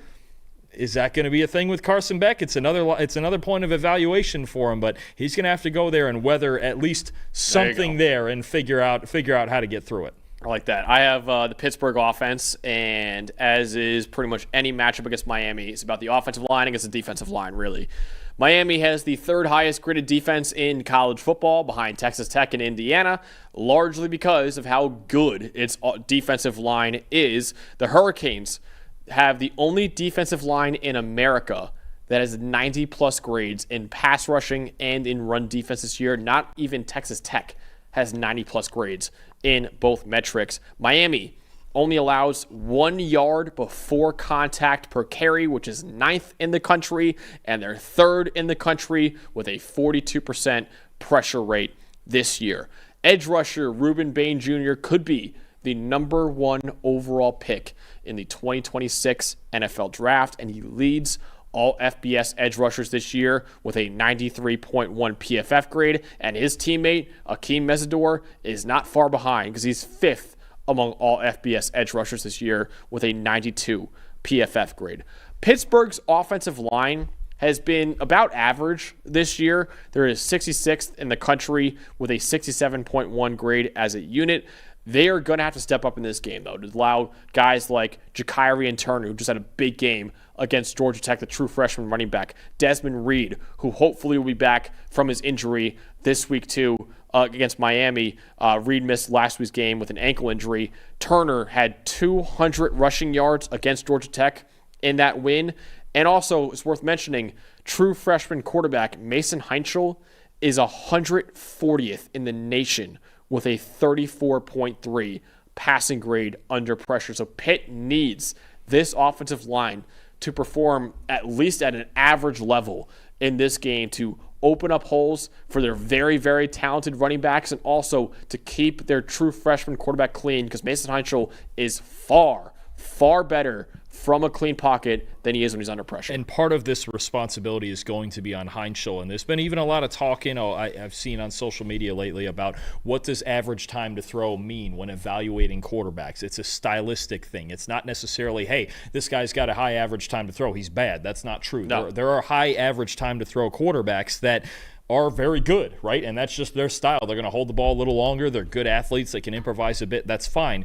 But Mason Heinschel, the 12th highest average time to throw in the country this season. You do not have that kind of time against this Miami team. If you hold the football against the Hurricanes, you're going to have a huge problem because the pass rush is coming, and it's coming in 2.5 seconds. That's all you're going to have. Get rid of the ball. Hopefully, Pat Narduzzi and his coaching staff, they watched Kevin Jennings against Miami get rid of the football. Miller Moss against Miami, get rid of the football. You do not have 3.5, 4 seconds against this team. And it's only a 4-man rush. They're not blitzing. Miami has no reason to blitz at all, and their coverage unit has been better. Last week, he was a little better against Georgia Tech, 2.84 seconds. Might need to be even lower than that here. Like 2.5 at least. You gotta be down there. You cannot, for probably 3/4 of your attempts in this game, you have to get rid of the football. If his time to throw comes in over 3 seconds in this game, they're going to lose. Yeah. You don't have that kind of time against Miami. So Pitt's got a game plan. The quick game, it would help to run the ball a lot because those other two teams, especially Louisville, ran the ball well against Miami, especially early in the game to at least pin them back a little bit, right? You just don't want them pinning their ears back, but you're not going to block this team for 4 seconds. You cannot hang on to the football. You have to get rid of it, and when you do have to break the pocket, do the safe thing. If you have to take a sack, so be it. Throw it away. Take the check down. Do not try to do too much against this Miami defense because they will get there and they will rack up the pass rush production on you. And what's likely the biggest ACC game of the weekend between two teams that are still alive for an ACC title game appearance, but both need a little bit of help in order to get there. Miami needs to win this game to stay alive in the at-large playoff discussion as well. Who do you got, Dalton, between Miami and Pitt? I like Miami's defense in this game. I think it's a lot for Mason Heinschel to handle. It's a lot. You mentioned Jakirian Turner. Another 200 rushing yards coming on this Miami team? I doubt it. Are we getting Desmond Reed in this game back? Do we have any idea on that? He missed the last game with an ankle injury. I think he's tweeted out before he's trying his hardest to come back as soon as possible. I don't know. We'll see. If you get Reed back, obviously you have a better chance. That goes without saying. But I think it's because then you can get into the screen game. And it's really more about Reed to me as a passing threat and getting him out into the flat and just, again, more options to get away from this front four. That being said, I think this Miami defense is the best unit on this field. I think we do get a rough and tumble defensive kind of game, but I think Heinschel and his habit of holding onto the football is really going to be a problem here. I'm taking Miami on the road 24-17. All right, I am taking Miami as well. I have it 28-20 over Pitt. I think both defenses could find some success in this game, but I think the difference is Miami will give Carson Beck time in the pocket, and we've seen all year and really all his career how good Carson Beck is from a clean pocket because Pitt's pass rush isn't the best right now, while the Panthers are going to really struggle to protect Mason Heinschel against one of the best pass rushes in college football. And again, Mason Heinschel holds onto that football for a lot, and he's very, very bad under pressure too. That could be a problem for Pitt in this game. So I think Miami wins this game, stays alive in the ACC title race, but also hopes that other chaos happens so Miami can get in, whether or not they make the ACC title game. So they want to hope to get into the playoff as an at-large team as well. All right, next game that we got. Big game in the Volunteer State. That includes the Tennessee Volunteers hosting the Vanderbilt Commodores, 3:30 p.m. Eastern Time on ESPN. The storyline to know in this game, Vanderbilt is trying to stay alive in the at-large race for the college football playoff. Vanderbilt has a 9-2 record on the year. They need just one more win to have the first 10-win season in program history. They're also very much alive for a spot in the playoff. Right now, they're going to be ranked somewhere in the top 15 by the committee tonight. A win over a likely top 20 team in Tennessee could push Vanderbilt into the 12-team field. It's probably more likely, though, that Vanderbilt needs to win this game and get a little bit of help, not a lot of help, a little bit of help in order to make it to the playoff. Yeah, there's a lot of weird scenarios, right? Because they're sitting at number 14 right now, and they're probably going to stay that way. You're talking about a ranked team as an underdog on the road, right? You get this win at Tennessee. How does that change the dynamic, right? What does Miami have to do against Pitt then to stay ahead of Vanderbilt? Utah against Kansas, don't get upset. Alabama against Auburn, right? With 2 losses, obviously Bama would get the head-to-head over Vandy, but if Alabama lost to Auburn, then you're talking about, well, now it looks like Vandy's jumping it. There's plenty of scenarios here where Vanderbilt. Oklahoma, LSU, yeah. Right. I mean, there are plenty of scenarios here where Vanderbilt can still get in the playoff. Now, if all the favorites turn out and win this week, the argument gets a little harder now, right? Just with the at-large and everything like that. And Vanderbilt, the resume isn't as stacked as some other teams, but this would be a huge win on it, right? Question. this is an interesting conversation, I think. If our predictions are right and Texas pulls it off over A&M, Texas has the head-to-head over Vanderbilt. Would a 9-3 Texas be over a 10-2 Vanderbilt? I would not. I don't think so either, but I think that is a conversation that people have. I'm of the boat that Texas losing to Florida, who is 3-8. Yeah, I believe so. Yeah, that does it in for me. That's my tiebreaker. If they both had 2 losses, absolutely. But Texas losing to Florida is really what is the nail in the coffin for me, regardless of whether they win that game or not. That's a bad loss. I don't care how much talent or what the recruiting says about the Florida Gators. It's 3-8. Yeah, and it could be 4-8 after this week, or 3-9 after this week, whichever. But that's one for me that I don't think that applies here. And I know Texas. Look, they'll be the highest ranked 3-loss team in the country. Great. Losing to Florida is really the killer there. You can lose to Georgia at Georgia. That's fine. You can lose to Ohio State. That's fine. It's losing to 3-8 Florida. That looks worse every single week. That is not great. Yeah. So I don't think that is a scenario. I think this is more about Vanderbilt and the teams ahead of. The more interesting one to me is if Vanderbilt wins and Michigan wins, now where do we start putting people? Because I will put Michigan over them. I probably would too. Beating Tennessee is one thing, although that's a Tennessee team that has not beaten a team with a winning record this year, whereas beating the number 1 team in the country, who is Vanderbilt's other great wins this year. They have obviously lost to Texas and they lost to Alabama. I mean, it's not as stacked as you might think. They beat LSU, but LSU's not great anymore. Obviously, Missouri. Yeah, Missouri. That's the problem. I think it would probably be Michigan over. I would think so. So that's another scenario where you go, is Vandy kind of low-key rooting for Ohio State? I mean, you can go through all the scenarios, but at the end of the day, they are going to need a little bit of help.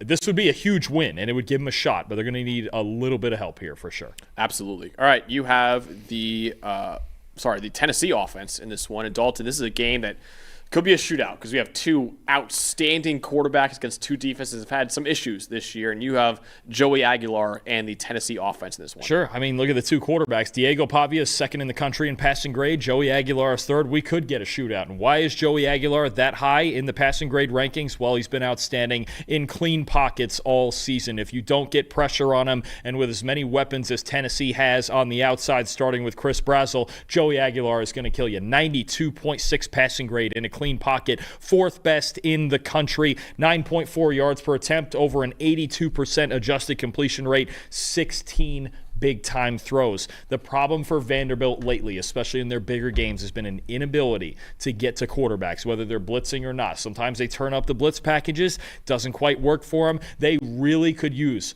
a big game out of their 2 big edge defenders, Corday Sidnor and Miles Capers. If they can get a pass rush, any sort of pass rush on Aguilar, then he starts turning the football over. That's what you've seen in Tennessee's 3 losses, is those teams found a way to get pressure, and he started to force it. And he still has some of the tendencies from the old App State days. It's not nearly as bad as it was then, but it's really going to be big for Vandy. They have to find some sort of pass rush in this game. Max, since week 5, they're 110th in the country in pass rush grade.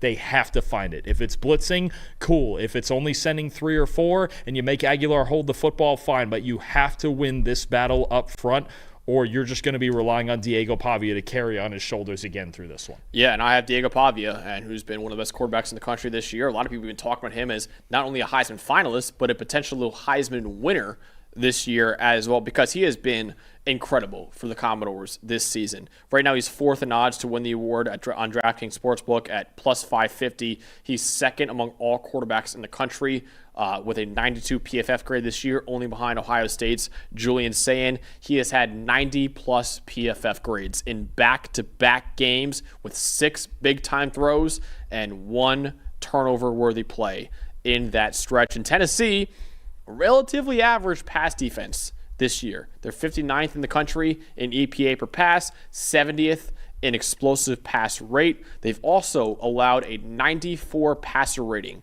from opposing quarterbacks this year, which is only 95th in the country among all defenses. Tennessee has had below a 60 coverage grade in 4 of his last 6 games as well. If the Volunteers are going to slow down Pavia, they likely, and I'm circling this guy in this game, edge rusher Joshua Josephs. He has got to have a big game in this one for Tennessee because He has been a great pass rusher for Tennessee, and probably the only great pass rusher Tennessee has right now. A 20.5% pass rush win rate this year. That's 10th among all Power 4 edge rushers. And the Commodores' combined offensive tackle pass blocking grade is 41.4. Their tackles have really struggled to protect Diego Pavia this year. That 41.4 pass blocking grade from their tackles is the second worst mark among all Power 4 offensive tackle duos this year. Yeah, no, I think obviously protecting Pavia is going to be big, and he can still obviously make plays outside the pocket, so you better contain him, because if you whiff on him and he starts breaking outside the pocket, you have a huge problem. I also think a big difference in this game could be the difference, I've talked about this before, in Vanderbilt's receiving core this year. Last year, it was so heavily just Eli Stowers, right? And then everyone else was kind of trying to catch up. But you look at huge games last week against Kentucky from Junior Sherrill, from Trey Richardson. Cole Spence, the other tight end, has been solid. I think you can get N.K. Young going in the screen game. Cedric Alexander can catch a few passes per game as well. There's a greater depth of options. And Tennessee, only 51st in the country in coverage grade. So you mentioned it. If Pavia's clean back there, he's been a better drop-back passer. I think a big reason for that is the increase in depth in the receiving weapons for the Commodores. This is, let's be real, no matter who we pick here, because we're getting to there. Boy, this feels like a shootout is coming. Yeah, I think it will. Look at the over-under. It's 65.5 right there. I might take the over, too. Yeah, I mean, this feels like a game where, especially with, there was a lot on the line last year, especially for Tennessee, but this for both sides of this. Tennessee just to get this win at home, and then Vanderbilt and the potential of making the playoff. Vanderbilt. Yeah. Again, awesome. it feels weird. We've been doing this for 2 years, but also it's like, wait, we're still doing Vanderbilt and playoff in the same sentence. Vanderbilt can make the college football playoff this year, and Dalton, I would not rule out the number one quarterback in high school football flipping from Georgia to Vandy. There is a lot of talk right now that if Clark Lee signs an extension with Vanderbilt, that Jared Curtis, who is from Nashville, by the way, could flip his commitment from Georgia to Vandy because he wants to play as a true freshman. Obviously, Diego Pavia is going to be gone after this year. Vanderbilt would provide that opportunity. Georgia probably wouldn't, with Gunnar Stockton probably going back for another year as well. So, man, if Vanderbilt can make a playoff and they get the number one quarterback in the country out of high school to go there, this Commodore program is just what a turnaround that Clark Lee's had in that program. And let's just be real. If they were to make it, 10 seed, 11 seed, 12 seed. I don't care who you really want to play this guy? You really want to mess around and play Vanderbilt with 2-3 weeks to prepare and everything Tim Beck can throw at you and Diego Pavia? He ain't afraid of anybody. I just throwing it out there. That would be. We didn't get any upsets in the first round last year. But, boy, Vandy might be primed to do it. If they get there, they got to win this game first. Absolutely. All right, huge rivalry game between Tennessee and Vandy. Tennessee trying to spoil their rivals' season in their hopes of making the playoff. Dalton, ultimately, will Vanderbilt stay alive in the playoff race, or will Tennessee end those hopes? Boy, it's hard to win there at Neyland Stadium, isn't it? It is hard to go in there and win. Not an easy place to play at all. 100,000 people. Give me the over, certainly. Man, I think there's going to be a lot of points scored in this game. I think you got two vulnerable defenses against two of the best offenses in the country. 42-38, high-scoring shootout, Commodores. Wow. Diego Pavia, keep yourself alive in this race. Make them argue that you shouldn't be there. Make them do it. Make them argue against Diego Pavia and see what the backlash looks like in the upcoming rankings. They only need a couple of teams maybe in front of them to lose. And you know how the last weekend in college football goes every year. We didn't think Ohio State was losing last year, did we? Maybe Oklahoma, maybe Alabama, maybe Miami, whatever other chaos happens. Yep. But if you're Diego Pavia, lay it on the line and make them argue that you shouldn't be in there. Let's see it happen. 42-38 Vanderbilt. I am taking Tennessee. I'm taking Tennessee to win this game 37-35 in Neyland Stadium. You took the Vandy cover. You threaded the needle with the cover. I did. That's soft. It's gonna be a shootout, man. I think Tennessee's going to win their fifth straight game over Vanderbilt, I think, in this one. They've won the last 4 against Vanderbilt. This game's going to be a shootout. I think both these defenses are going to have a lot of issues slowing down Joey Aguilar and that Tennessee offense, and Tennessee's defense is going to have a lot of trouble slowing down Diego Pavia, who's been one of the best quarterbacks in the country country all year. I do think Tennessee will pull it out at home, though, and unfortunately put an end to Vanderbilt's hopes of making the playoff. One more question on this. Vandy wins this game. What are his Heisman chances looking like? I still don't think he's going to win it or can win it, but I think if he wins this game, he could. I wouldn't hate him winning it either. The heater that he's been on the last couple weeks and the numbers he's putting up. How about this? If he balls out, they win the game, and they make the playoff. If they don't make the playoff, I don't think he's winning it. Oh, I feel so out of his control now, though. I know. Well, Ew. I think that's part of it. Listen, if Michigan beats Ohio State, Sain could be out altogether. Mendoza, if they don't win the Big Ten, I don't know. It feels to me like it's a two-horse race still. And also, not even that, Jeremiah Love is getting a lot of love right now. No pun intended there. I was gonna say. Yeah. See, why don't you get the boo from Eli? If I would have said that, he would have booed the crap out of me. I know. He never boos you. I don't know.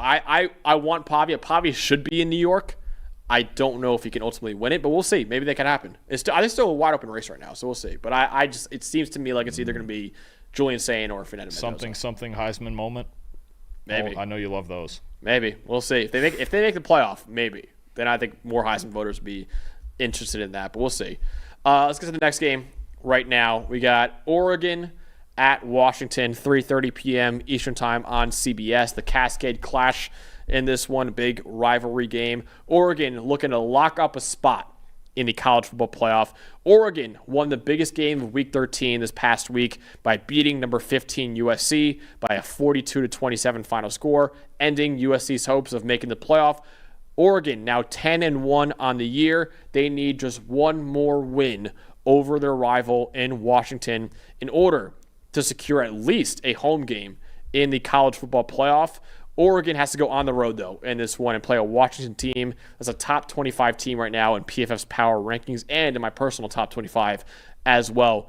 If the Ducks lose this game, they're in danger of missing the playoff altogether at 10-2 because they would be grouped in with teams like BYU, Miami, Vanderbilt, maybe Michigan if they win that game as well. And some of those resumes, I would say, are better than Oregon's right now. So we'll see the best versus most deserving argument that the playoff committee always has. Maybe Oregon still gets in at 10-2, but they'd be in trouble at 10-2 if they lost this game. The Ducks also have a chance at defending their Big Ten title this week if they win and Ohio State loses to Michigan. So ironically, while a Michigan win could hurt Oregon's chances if they lose this game to Washington, a Michigan win would help would actually send Oregon to Indianapolis if they beat Washington this weekend. That would send Oregon to the Big Ten title game, Dalton. So it's a lot on the line still for Oregon in this game. Oh, plenty on the line. And you mentioned it. We haven't mentioned them yet as a possibility, and it's a very real possibility against arguably their biggest rival going on the road. We've seen in the past. Now, it's not Michael Penix anymore, but we've seen in the past this Washington game has been the biggest hurdle for Oregon. And if they do lose, their best win of the year is a USC win. Okay, I respect that, right? They beat USC pretty handily. But otherwise, Iowa, Minnesota, Rutgers, it's not the most stacked resume we've ever seen, especially out of conference. There's basically nothing. So you look at this Oregon team,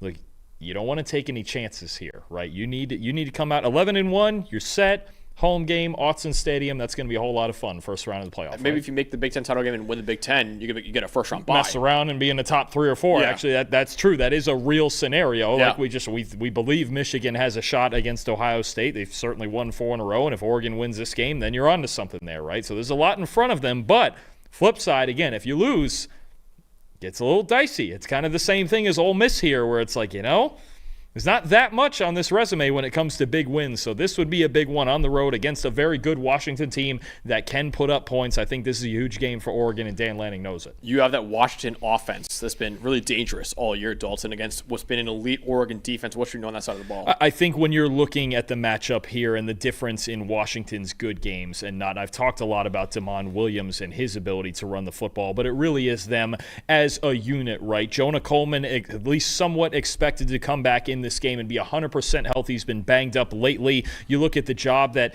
guys like Adam Muhammad and Jordan Washington have done the last couple weeks filling in for him. You've got depth in this running back room, and Damon Williams is one of the most dangerous, one of the most mobile quarterbacks in the country, whether that's a read option threat or as a scrambler. Washington's rushing metrics this year: 15th in rushing grade, 16th in yards after contact per carry, 11th in explosive run rate. I know they have Denzel Boston on the outside, and the wide receiving core and Damon Williams' arm and the deep passing can be a problem, but it's really more about stopping the run when you're talking about this playing against this Huskies team. Oregon, how about the lowest explosive run rate now allowed in the Power 4 at just 6.3%? I think it starts with this defensive line. Tatum Tuioti, Mateo Uiagalelei, Bear Alexander, Amari Washington, then the linebackers behind him, especially Bryce Betcher there at linebacker, Dylan Thieneman coming down from that safety spot. This Oregon run defense, I think they were fantastic last week. What was it, 65 rushing yards they gave up to USC? They were outstanding against USC last week, made them one-dimensional. If they can do the same thing to Washington, I think they like their chances because they only give up explosive passes at a top 12 rate in the country, okay? So you're talking about, I think, make Damon Williams beat you with his arm. I still think make him hand the ball off and make them run right into the meat of your defensive line, and then keep him contained when he's trying to get out of the pocket and scramble. Rushing is the big asset here for Washington. If Oregon can slow down the run game, I like their chances to succeed on defense again. Yeah, I have Oregon's offensive line against Washington's defensive line in this game. So Oregon's offense has been great this year, right? Dante Moore has been one of the best quarterbacks in the country. I would argue right now should be the first quarterback taken in the NFL draft if he does declare for that draft. Oregon also has the highest rushing grade in the country this year. Guys like Noah Whittington and true freshman Jordan Davison playing outstanding football for them. But it's the 5 men up front for Oregon on that offensive line that allow Dante Moore and those running backs and Kenyon Sadiq and those receivers to succeed in the first place. Right now, Oregon has a 77 offensive line grade, 10th among all offensive lines in the country. 89.4 pass blocking grade is over 3 points higher than any other team in college football as well. But the Ducks are dealing with some injuries along that offensive line. Their star center, Yapani Lalulu, left the game against USC with a foot injury, and left tackle Isaiah World only played in 19 snaps in that game due to an ankle injury that he suffered the week before as well. So Oregon, and Alex Harkey has battled injuries all year, it seems like, too. So Oregon, with their star center hurt, star left tackle was recovering from an injury as well. Their right tackle has had injuries all year too. Oregon has had some injuries along their offensive line that can make it interesting to see how this offensive line plays against Washington. Washington's defensive line has been relatively average this year, 77.6 grade as a unit, which is 51st in the country. They're 43rd in yards before contact per attempt allowed, and they're 42nd in pressure rate. About 1 out of every 3 dropbacks Washington gets a pressure this year. If they can't hold their own at the line of scrimmage in this game against Oregon's offensive line, they don't stand much of a chance, I think, at pulling off this upset. No, I agree. You have to disrupt, A, Dante Moore's rhythm, and B, this run game that's been so good with Noah Whittington and Jordan Davison, and just a slew of running backs they throw at you, right? And they have so many weapons on the outside as well, and a couple of them have been hurt lately. And Zachorian Moore and Gary Bryant, they found a way to score a bunch of points anyway. So I think the thing is, you got to beat Oregon in the trenches. They have balance. If they get to running 7-8 yards of carry on you, you're going to have a problem, because then Dante Moore is going to have that space in the passing game to work with, get into the play action game, throwing the ball down the seam like we saw last week to Kenyon Sadiq. So I really think it is dangerous, but these offensive line injuries at least give Washington some level of evening out in the trenches here, that feeling like they could compete in there. So ultimately, Dalton, will Washington put an end, or may not put an end, Oregon should be alive in the playoff race, but significantly put an end to Oregon's hopes of hosting a first-round playoff game, or Will Oregon win this game in the Cascade Clash over their rival, and also hope for a Michigan upset over Ohio State? I think you're going to get a battle because Washington is still really hard to beat in their home stadium, right? I think that is an issue, and they do have, when they're fully healthy, an explosive offense and an explosive run game that can be relied on to make big plays for them. But I do think Dan Lanning and this defense really have taken a step up the last few weeks. I think you saw what they did against USC, especially holding that team to 65 yards rushing when, very quietly, USC was getting better at running the ball as the year went on, and they just shut them down completely. And I just think Oregon's ability to prevent explosive plays is going to play a big factor in this, their defense. And then, of course, Dante Moore, he just really doesn't have a whole lot of pulse. You've never really seen him. Maybe against Indiana, that was the only time we saw him rattled all season. I don't think you're going to see more rattled even in a tough road environment. I do think it's going to be a fight, but I've got the Ducks 35-27. I have Oregon, similar score, 34-24 over Washington. I think their offense would be too much for an average Washington defense to handle in this game. I think Oregon wins the Cascade Clash over their rival, and they secure at least a home game in the first round of the playoff with a 34-24 win over Washington. All right, still 4 more games left to go in this massive Week 14 preview. But before we get to those 4 games, got to talk about Fabric by Gerber Life. Parenting is filled with high-pressure decisions, and it can be difficult to tell if we've made the right choice for our kids' future. But here's a simple decision that you can make today that could have a meaningful impact on your kids' future, and that's opening a UGMA Kids Investment Account with Fabric to start their investment journey early and give them a financial head start. Fabric by Gerber Life was designed by parents for parents to make it easy to plan for and manage your family's financial path. With a kids investment account from Fabric, you can start investing in your child's future today. There are no contribution limits, multiple tax advantages, and they're SIPC insured up to $500,000 plus no commission fees and just a low, flat monthly maintenance fee. Fabric has partnered with Gerber Life, trusted by millions of families like yours for over 50 years. Kids can't invest when they're minors, but a UGMA Kids Investment Account allows you to invest on their behalf now and gives their investments more time to grow. Join the thousands of parents who trust Fabric to help protect their family. Start investing in your child today at meetfabric.com/PFFcollege. That's meetfabric.com/PFFcollege, meetfabric.com/PFFcollege. This is a paid promotion for the Fabric UGMA product and not for investment advisory services. Portfolios are managed by Fort Washington Investment Advisors Incorporated. Custodial services are provided by Apex Clearing Corporation. All investing is subject to risk. Terms may apply. Learn more at meetfabric.com. Real quick, before we go to the next game here, I didn't even think how rude of us to have gotten through that Tennessee Vanderbilt preview and not asked Eli what he thinks going into that game. We didn't even get Eli's input. Eli, if you're still on the mic back there, what do you think? What do you think your chances here with this Vandy game here? I think it's just such a shootout. Like, it wouldn't shock me if the other team won. It's kind of what Max said. Like, Vandy hasn't been able to rush the passer in so long that, like, you kind of think that, like, Aguilar is just going to kind of light the world on fire. I'll help Pavia out. I'll give him a little bulletin board material. I think Tennessee will win, and Aguilar will outplay him. So you're welcome, Vandy, for the win. Oh wow, that's all right. The jinx there, yeah. Wow, I didn't think Eli would go with full bulletin board on him. I love it. As if Diego needs any more. All right, I figured we just get his input. I know it's probably. Well, we got the bowl game, but it's the last game of the year for Tennessee. Yeah. Not going to the playoff and all What's that. What's the over-under for how many camera shots we get of Diego's mom in that game? 47.5. Yeah. I'll take the over. I'll take the over. It was constant. It was constant in that one. It was pretty funny. All right, let's get to the next game that we've got right now, which a big SEC game. LSU at Oklahoma, 3:30 p.m. Eastern Time on ABC. Do or die for Oklahoma right now. So Oklahoma got a big win over Missouri this past weekend, 17-6 victory over the number 22 ranked Tigers. Oklahoma now has a 9-2 record on the year.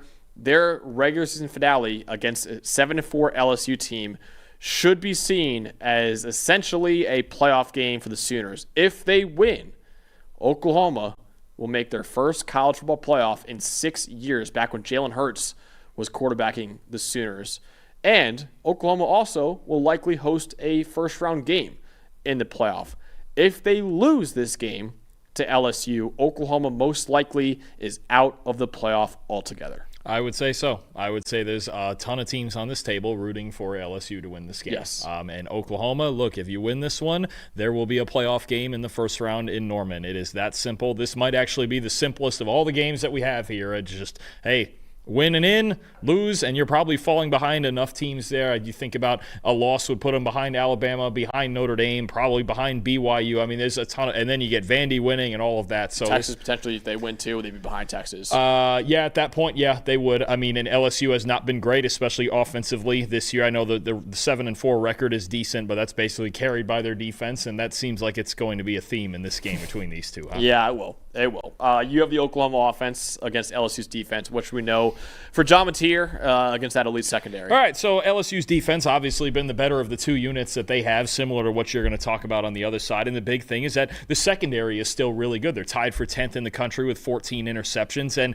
Blake Baker, as we've talked about endlessly this year, he's going to blitz you. If John Mateer, if you're listening, you're going to get blitzed in this game. Top 20 blitz rate, top 20 pressure rate when they are blitzing. Now, Mateer's passing grade has actually been a little bit better against the blitz, I think because of the extra space afforded to him on the back end and the urgency to get rid of the football, right? I think that's a big thing, whereas if the longer he has to stand back there and think about things, that's really when it's gotten away from him as a passer. But the blitzing actually turns up the urgency. When he is blitzed, 68.8 passing grade, solid. Against a standard rush, 54.4. So I think there's two elements that are going to go into this. One, does Blake Baker continue to do and blitz at the rate that he has all season, a top 20 rate in college football, or could he sit back? And could he go, you know what? We're going to make you throw it into the teeth of our secondary. Isaiah Cetagno's been really good lately. Jaron Canick's been good all year. Deion Burks can make some plays for you. But what is the decision from Blake Baker? Does he make Mateer stand in the pocket? And then, you've mentioned this before with some other guys, kind of who's the spy? If we're sitting back, who's this? Is this kind of the Harold Perkins game where we go, oh, this is where he has the big impact as a spy as well? LSU secondary, and I think Blake Baker and the play calls can keep them in this game for sure. That's been the way it's been all year. It's just a matter of if they're going to get enough help from the other side of the ball, Max. Yeah, my question is, where is the offense coming from for LSU right now? Because Garrett Nussmeier, he's doubtful for this game with an abdominal injury, meaning Michael Van Buren Jr., the true sophomore, will make his third consecutive start against Oklahoma. He had a 50.7 grade against Western Kentucky this past week, a game in which LSU only scored 13 points and barely beat the Hilltoppers by a final score of 13-10. And considering LSU has the fourth worst run game in the Power 4 in terms of EPA per run, it's difficult to tell where this offense will come from without Nussmeier on the field at quarterback. Even harder to envision LSU finding success offensively, considering Oklahoma's defense is 7th in the country in EPA per play this year. The only three Power 4 teams that are better in EPA per play on defense are Texas Tech, Indiana, and Ohio State. Three of the best defenses in the country, and Oklahoma is right behind them in 4th in the Power 4 in terms of EPA per play. Only 4.3 yards per play allowed by Oklahoma this year. That's 6th among all defense in the country. They are fantastic on the defensive line. They are fantastic in the linebacker unit. They have a great secondary as well. Oklahoma's defense has a significant advantage over LSU's offense on paper. So my biggest question is, where will this offense come from for LSU with what's been a really bad run game all year and now a backup quarterback in Michael Van Buren Jr.? I think the craziest stat with LSU, more so, we know their offensive line hasn't been good and the quarterback injuries and all. The craziest stat still to me, they've only scored 25 points twice this year, and one of them was against Southeast Louisiana. They've only given up 25 points twice this year to Texas A&M and to Vanderbilt. It's just silly. If this defense was with Jaden Daniels, Malik Neighbors, and Brian Thomas Jr., they would have won Natty. Yeah. Oh, without question. Yeah. Yeah, that team would have won a trophy. Yeah. Oh, I don't think there's any doubt. Look, they had this defense last year. Oh, they made the playoff. At least. They might have made the Final Four. Yeah. They'd have been one of the best teams in the country. I mean, but no, if that Jaden Daniels team had this defense, it'd be the best team in the country by far. Yeah. I don't even think that'd be close. It's just, I mean, this is where we've been all year with LSU, so we're going to do it one more time, right? And it's, to be honest, it's kind of where we've been all year with Oklahoma. They've just found a way to win more games and force more turnovers. So, it's just going to be a slugfest is what it's going to be. Whichever one you think is going to win, it is probably going to look pretty ugly. You're going from one SEC game that's going to be a shootout most likely, and Vanderbilt-Tennessee, to one that's going to be probably very ugly. You can see right there the over-under for this game is 36.5 points. And I might still take the under for that too. It's going to be ugly. I might slam it. It's going to be an ugly football game. Very defensive football game, which is exactly what Oklahoma wants, Dalton. Ultimately, will Oklahoma clinch most likely a home game in the first round of the playoff, or will LSU pull off the upset and kill Oklahoma's chances of making their first playoff in 6 years? I think if you're a fan, coach, scout, whatever you are watching this game, and you're really kind of you lean into offense, you're an offensive kind of person. I think this game, if you're watching it, is going to be a disgrace. I really do. I think this is just going to be a whole lot of punts. Yeah. It's going to be a whole lot of waiting for turnovers. Look, that game Oklahoma played last week against Missouri, that was hard to watch. Yeah. I love good defensive football, but that was just hard to watch when you look at on the offensive side what both of those teams did in that game. Basically, other than this LSU offense is worse than Missouri right now. Right. Other than the Satania slant for the 87-yard touchdown, it was hard to watch. I think you're getting another one of those, but Oklahoma is used to playing in those kind of games. It's what they want to do. I've called them now the Pittsburgh Steelers of college football this season. I'll take the Sooners 13-10. Okay. 13-10. We're taking the under by a lot. I'm slamming the under. I just unless you get just a bunch of turnovers and one or both quarterbacks is forced into just bad mistakes or pick sixes or whatever. Yeah. This is going to be ugly. LSU's defense is still really darn good, and I mean it's going to be a slog. That's just the best way I can put it. It's going to be ugly, but the Sooners again. I think what Venables does to opposing quarterbacks, especially if it is Van Buren, and kind of the lack of experience that comes with it, I would like their chances obviously better if they had Nussmeier because of the style and the ability to get rid of the ball. But no, I think Oklahoma's defense just wins the day as they've been doing all year. Yeah, Nussmeier is doubtful for this game, so I do anticipate Van Buren starting once again in this one. So it should be an ugly game or beautiful if you love defensive football. It could be a beautiful game for that too. This game is going to fit so well into like a 1940s flashback. Oh yeah, man. They're gonna love it. If they aired this game in black and white, it would look so correct. It would look so proper. It is. It is going to be just a fist fight. Yeah. It really is. Oh, yeah. In that fist fight, I got Oklahoma coming out on top as well. I have it 20-13, a little more high scoring than Dalton had it, but still below the over-under of 36.5 points. It's going to be a defensive football game, which is exactly the kind of game Oklahoma wants to play in with head coach Brent Venables. This game is at Oklahoma as well. I think the home factor will play a part in it too. Oklahoma wins this game at home and clinches a home game in the first round of the college football playoff as well. First playoff appearance will be for Oklahoma in 6 years. All right, next up, big ACC game. Virginia Tech at Virginia, 7 p.m. Eastern Time on ESPN. The Commonwealth clash between the Hokies and the Cavaliers. Virginia trying to secure a spot in the ACC championship game. Again, mentioned before, the race to the ACC title game in Charlotte is still wide open right now. 6 teams are still alive for that title game. Virginia and one of the next games we're talking about too, SMU. Those 2 teams control their own destiny though in that race. Virginia just needs to beat Virginia Tech in order to make it to their first ACC title game in 6 years. If they lose, there is still a path for the Cavaliers to make it, but they would need SMU to lose to Cal. They would need NC State to lose as well to North Carolina, and they would need Syracuse to lose to Boston College as well. So, Virginia fans, if you don't want to watch, we talk about the LSU-Oklahoma game, which might be ugly. If you don't want to watch the ugliest football game of the year in Boston College against Syracuse, win this game against Vatech, and you're going to the ACC title game. Man.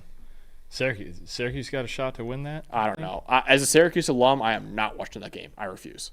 Oh, I'm sure. That's a disgusting football game. The fact that there are scenarios where that game matters. That game is extremely important. That's just awesome. Yeah. You got to love these 9-layered tiebreakers and everything we have going on here. But man, Boston College and Syracuse barn burner. We might have to put it on just for fun. Oh, you could do that, especially if it matters. But you're right. Virginia and SMU, they could make that game not important. That's for sure. They can make this ACC very, very simple. Just go out there and win. Virginia, you've been doing it all year. You've been finding ways to win. You've been beating good teams. People keep doubting you. We keep doubting you, and you just keep winning. And you know what? I think that's the fun of this 12-team playoff now, is that every year it feels like we're going to get 2 or 3 of these kinds of teams that just come out of nowhere, right? We got Arizona State last year. We're getting Virginia this year. I mean, you're just getting these Cinderella stories that, look, by the end of it, you have to sit here and say, hey, that's a pretty darn good football team. And they keep proving it week in and week out. They got to do it one more time against their biggest rival.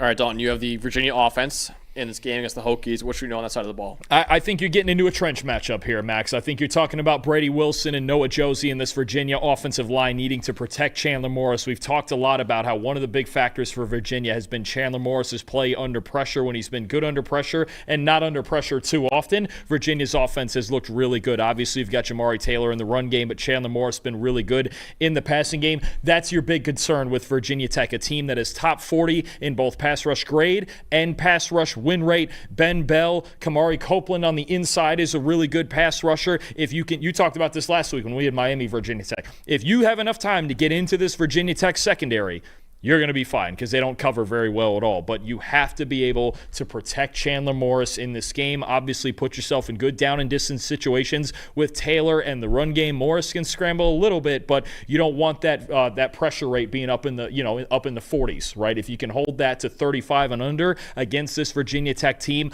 really like his chances to succeed in the passing game against the Hokies secondary that we saw last week against Miami has struggled all season. That's what I'm looking at. Virginia's offensive line controlling Virginia Tech's defensive line. If they can do that at a pretty steady rate, I really like Virginia's chances to score a lot of points in this game. Yeah, I have Virginia Tech in this one. They got to establish a run in this game. They have a chance at pulling off the upset here because Virginia Tech's passing game is only 119th in the country in terms of EPA per pass this year. But Virginia Tech, 119th in EPA per pass, they're 10th in EPA per run.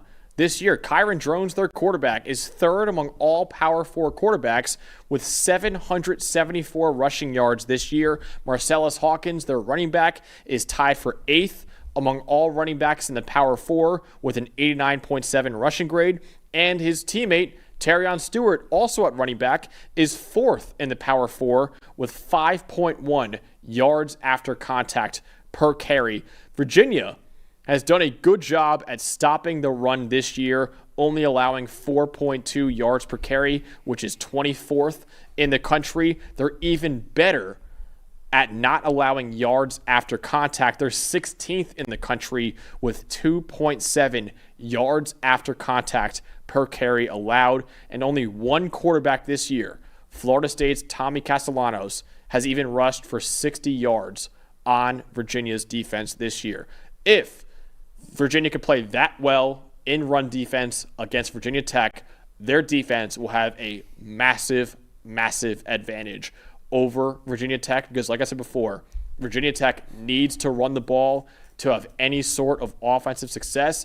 Their passing game has been one of the worst in college football this year. Absolutely. Second-level defenders making open field tackles against really dynamic runners like Drones, like Hawkins, like Stewart. You're talking about Cam Robinson at linebacker, Devin Neal at safety, guys like that, Ethan Minter at safety as well. You have to prevent yards after contact. This offensive line for Virginia Tech is not great. It's not a great run-blocking unit. It's certainly not a good pass-blocking unit either, but those are dangerous runners who break a lot of tackles. They're among the national leaders in tackles broken this year. And you mentioned the yards after contact. I think that really is the biggest stat here. If you can tackle these guys within that 5-6 yard range in the run game, force them into third downs, force them into obvious passing situations, you're at a huge advantage. I think those on both sides of the ball, Virginia has a massive advantage, as Miami did last week when it comes to passing and stopping the pass. Virginia Tech's passing game at this point is, I don't want to call it non-existent, but it's pretty close. Yeah. Kyron Drones only has 2 games this year with at least a 70 passing grade, and one of them was against Wofford. So, I mean, you're looking at a team that if you stop the run on early downs,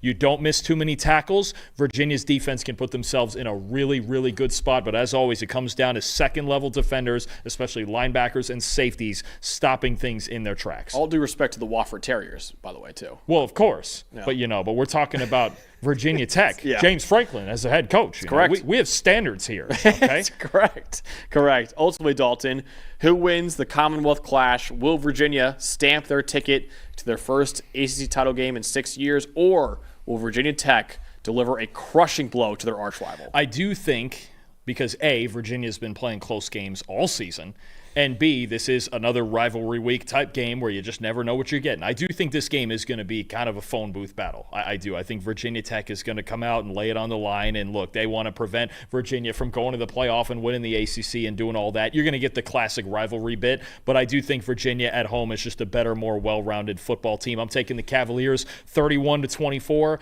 Step one here in the ACC title game, getting there with a Virginia win. We'll talk about SMU maybe getting there in a little bit and making this thing real simple, but I'm taking Virginia in this game by a touchdown. I am taking them by more than that. I have it 35-17. Oh, you're just going with it. I think Virginia finally is going to get that blow up the fans have been waiting for. You got some of these where you're just ignoring rivalry week. I know. I have a little bit. I'm nervous about this kind of intangible element with some of these. You're taking Ohio State 2 touchdowns and Virginia by 3 scores, and I think you had the Oregon game's wider spread than I did. I think it was, yeah. Man, and Ole Miss, too. You're just going for it. You're just like, no, the better teams are winning these games. I am. Okay, all right. I'm taking Virginia 35-17 over Virginia Tech. I think the Cavaliers' defense will slow down that run game enough, which will, like I said before, completely stall the Virginia Tech offense. And I think Chandler Morris and Virginia's receivers will take advantage of what's been one of the worst secondaries in college football this year. Cavaliers win this game at home and punch their ticket to the ACC championship game. All right, next up, we've got another massive rivalry game. And Dalton, it's one of the biggest rivalries in college football, maybe the biggest. I know Joel Klatt put out a take earlier that the game between Ohio State and Michigan is easily bigger than the Iron Bowl. I don't know, man. The Iron Bowl is pretty awesome itself. Here's what I will say for this one. Of all the games we've covered, is there actually a game that's more consequential than that one? It might not be. Than Alabama-Auburn? Because if Alabama wins, well, we're going to have a lot of seeding arguments when it comes to that range of the seeding in the playoff and all that. But, boy, if they lose, they're done. Well, they're done, and then you've got this is one where the door swings wide open for a whole lot of arguing with a whole lot of teams that we've covered here today already. Yeah. The Iron Bowl, listen, no matter what anyone says, it is one of the best rivalries that we have in college football and all of sports. Honestly, forget college football. All of sports is one of the best rivalries that we have in sports. And it's produced some of the greatest moments in college football history, too. I mean, just recently, the kick six, obviously, of Chris Davis for Auburn to win that football game. What was one of the biggest games of the year? I believe 1-4 in that game. It basically determined who goes to the national title game that year as well. And, of course, the 4th and forever for Jalen Milroe, completing that pass in the corner of the end zone, too, for Alabama. 2 years ago at Jordan-Hare Stadium, 4th and 31 to Isaiah Bond. Oh, that's the last time they were in this building. Yeah. I mean, you think about that. What was the game, the time in Auburn before that? 4 overtimes, was it? I believe so, yeah. I mean, the Bryce Young game. Yeah, I forgot about that. You remember, wasn't there the big Cam Newton comeback? Yep. I mean, this game has produced some just magical football games, just pure magic in the Iron Bowl. It seems like every single year, no matter how good Alabama is, no matter how good Auburn is, this game is always massive. But this game is added stakes, though, like Dalton mentioned as well, because Alabama 9-2 on the year, a win on Saturday night would ensure that Alabama goes to the SEC title game. And unlike other schools that we said before that have chances of going to their conference title games, Alabama's only path of going to the SEC championship game is by beating Auburn. That's all they need to do, and that's all they can do. Because if they lose to Auburn, there is no scenario where Alabama goes to the SEC title game. It also would ensure that Alabama, if they beat Auburn, they're going to the college football playoff if they beat Auburn as well. For Auburn, this game has a lot of stakes as well. Auburn's 5-6 in the year. They need to beat their arch rival in order to make a bowl game. A win for the Tigers also would keep Alabama out of the SEC title game, and Auburn could eliminate their rivals' hopes of making the college football playoff as well. Yeah, no, I mean, the stakes couldn't be bigger for Alabama. And, of course, they have to save their season by beating Auburn. Which, yeah. I mean, is there more of a contrast between, hey, if we win, we're just about locked into the playoff, and we could win the SEC, and if we win the SEC, we could be like top 6 in the country, right? Or you lose, and your season's just over, and there are some real big questions being asked there in Tuscaloosa. If Alabama wins the SEC, do you think at 2 losses they could get a first-round bye? Maybe. It'd be tight, but maybe. I would say maybe. Considering, I mean, you'd have to beat a pretty darn good team. I think, actually, is it the... They beat either Georgia or Texas A&M, I think, in that case.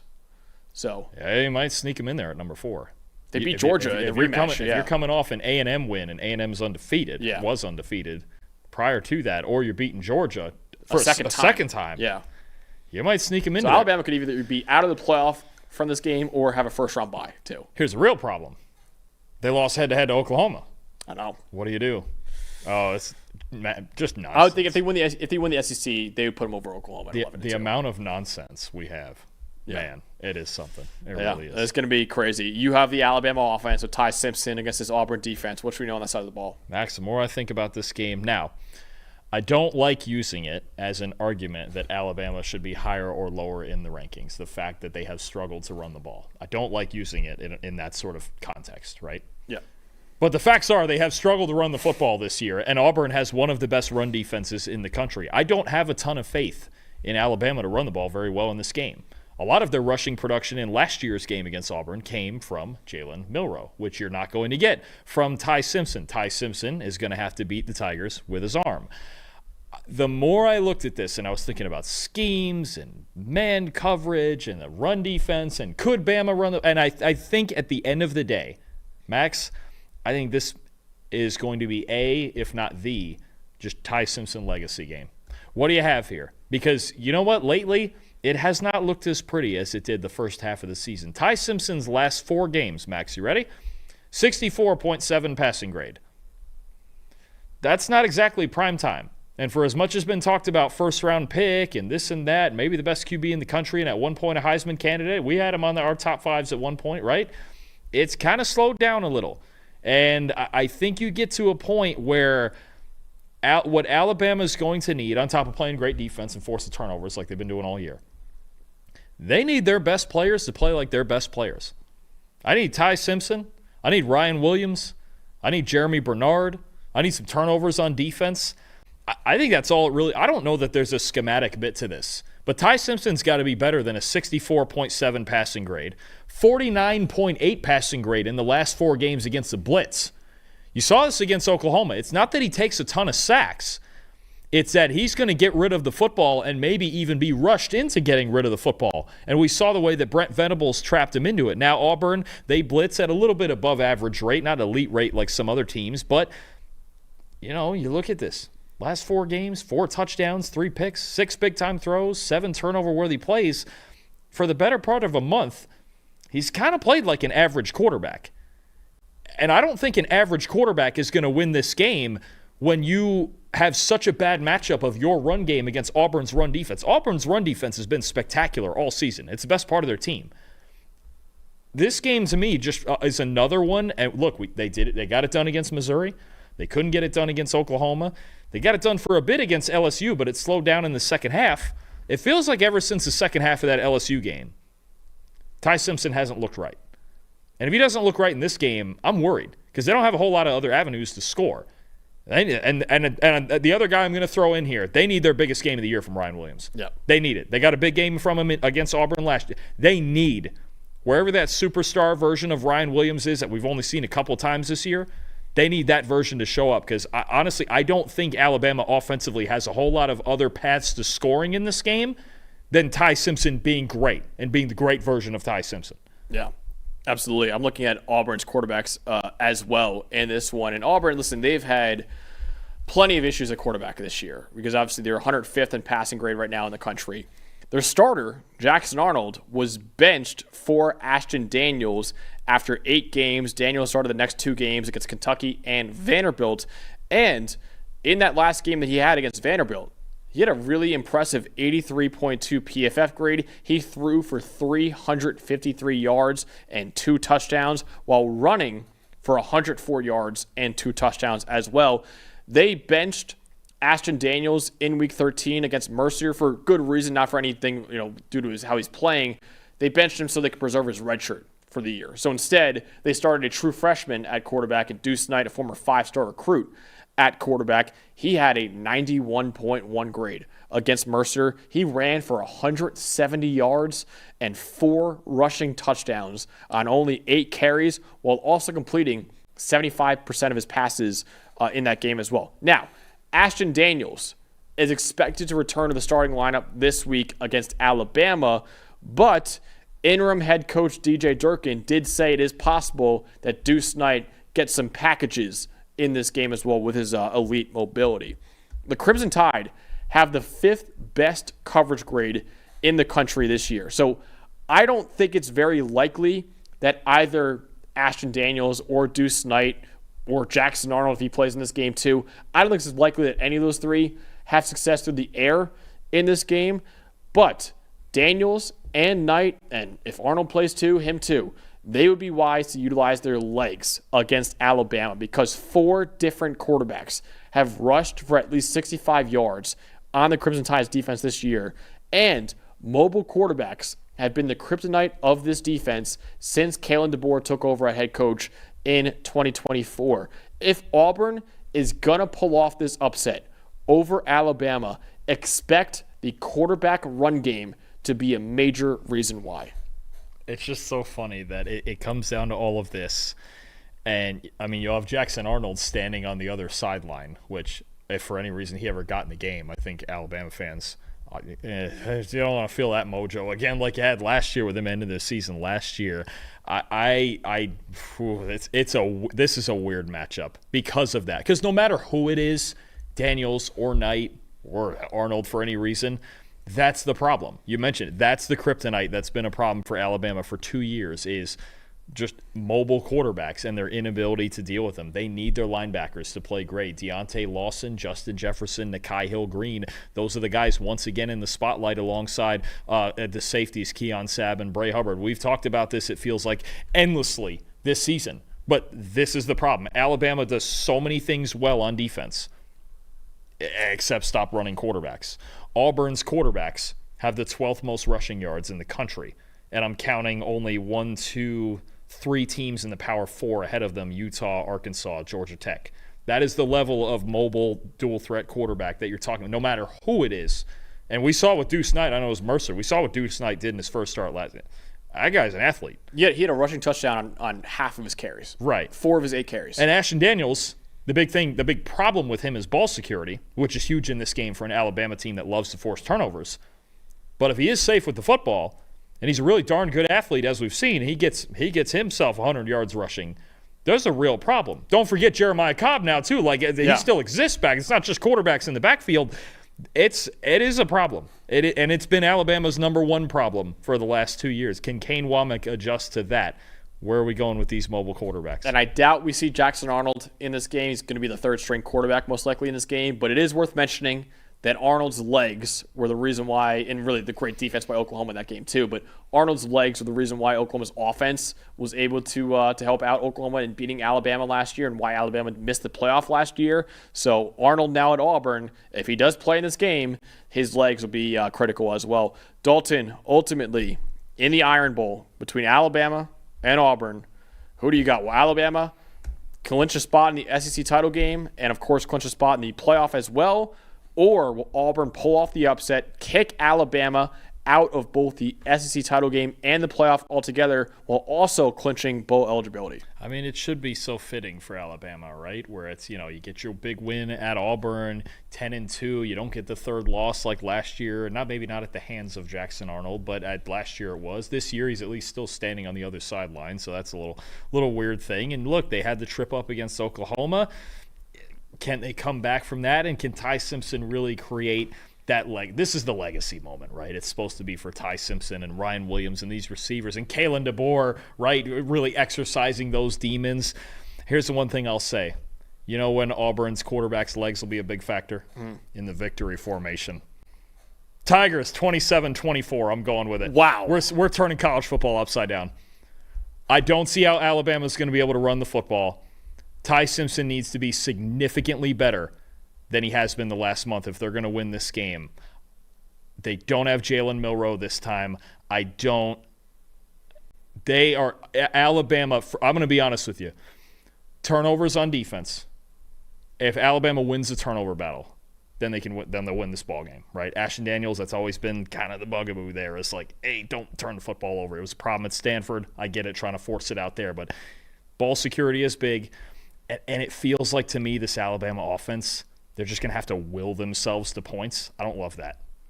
Don't love it.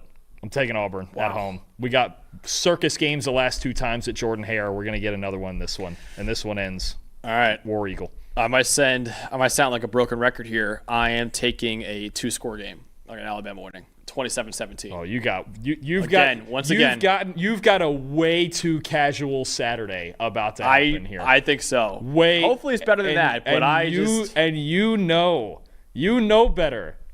You have a way too casual rivalry week Saturday coming. Mm-hmm. You think we're just going to get to noon to midnight and just 14-point games left and right? I think so. This one, especially, I just think the Tigers make it interesting early on. The difference in this game for me, Dalton, Alabama's got an elite secondary. Auburn's got a bad secondary.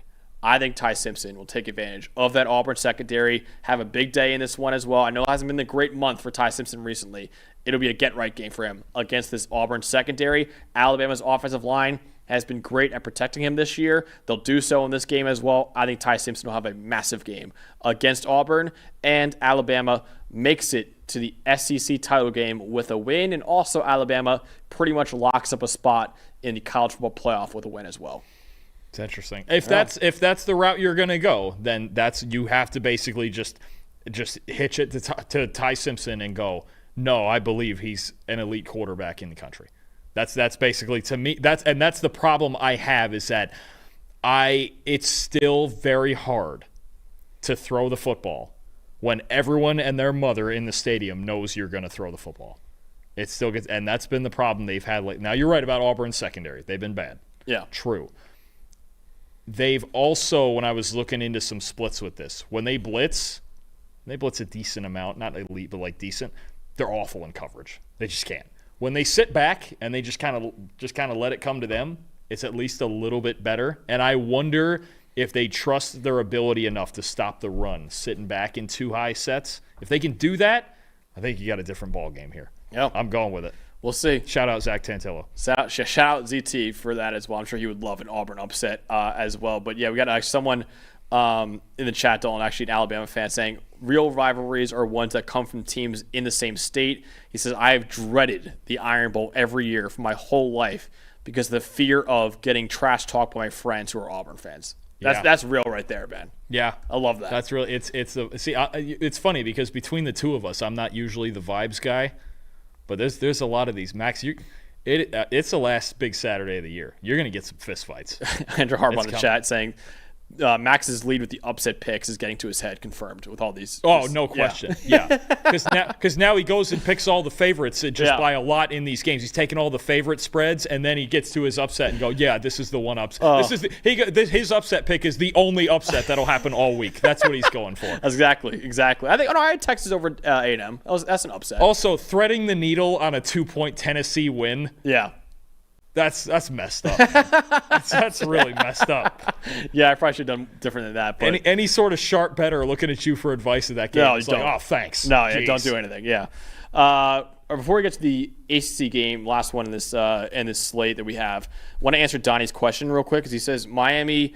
He has a question of all right. So Miami doesn't make the ACC title game.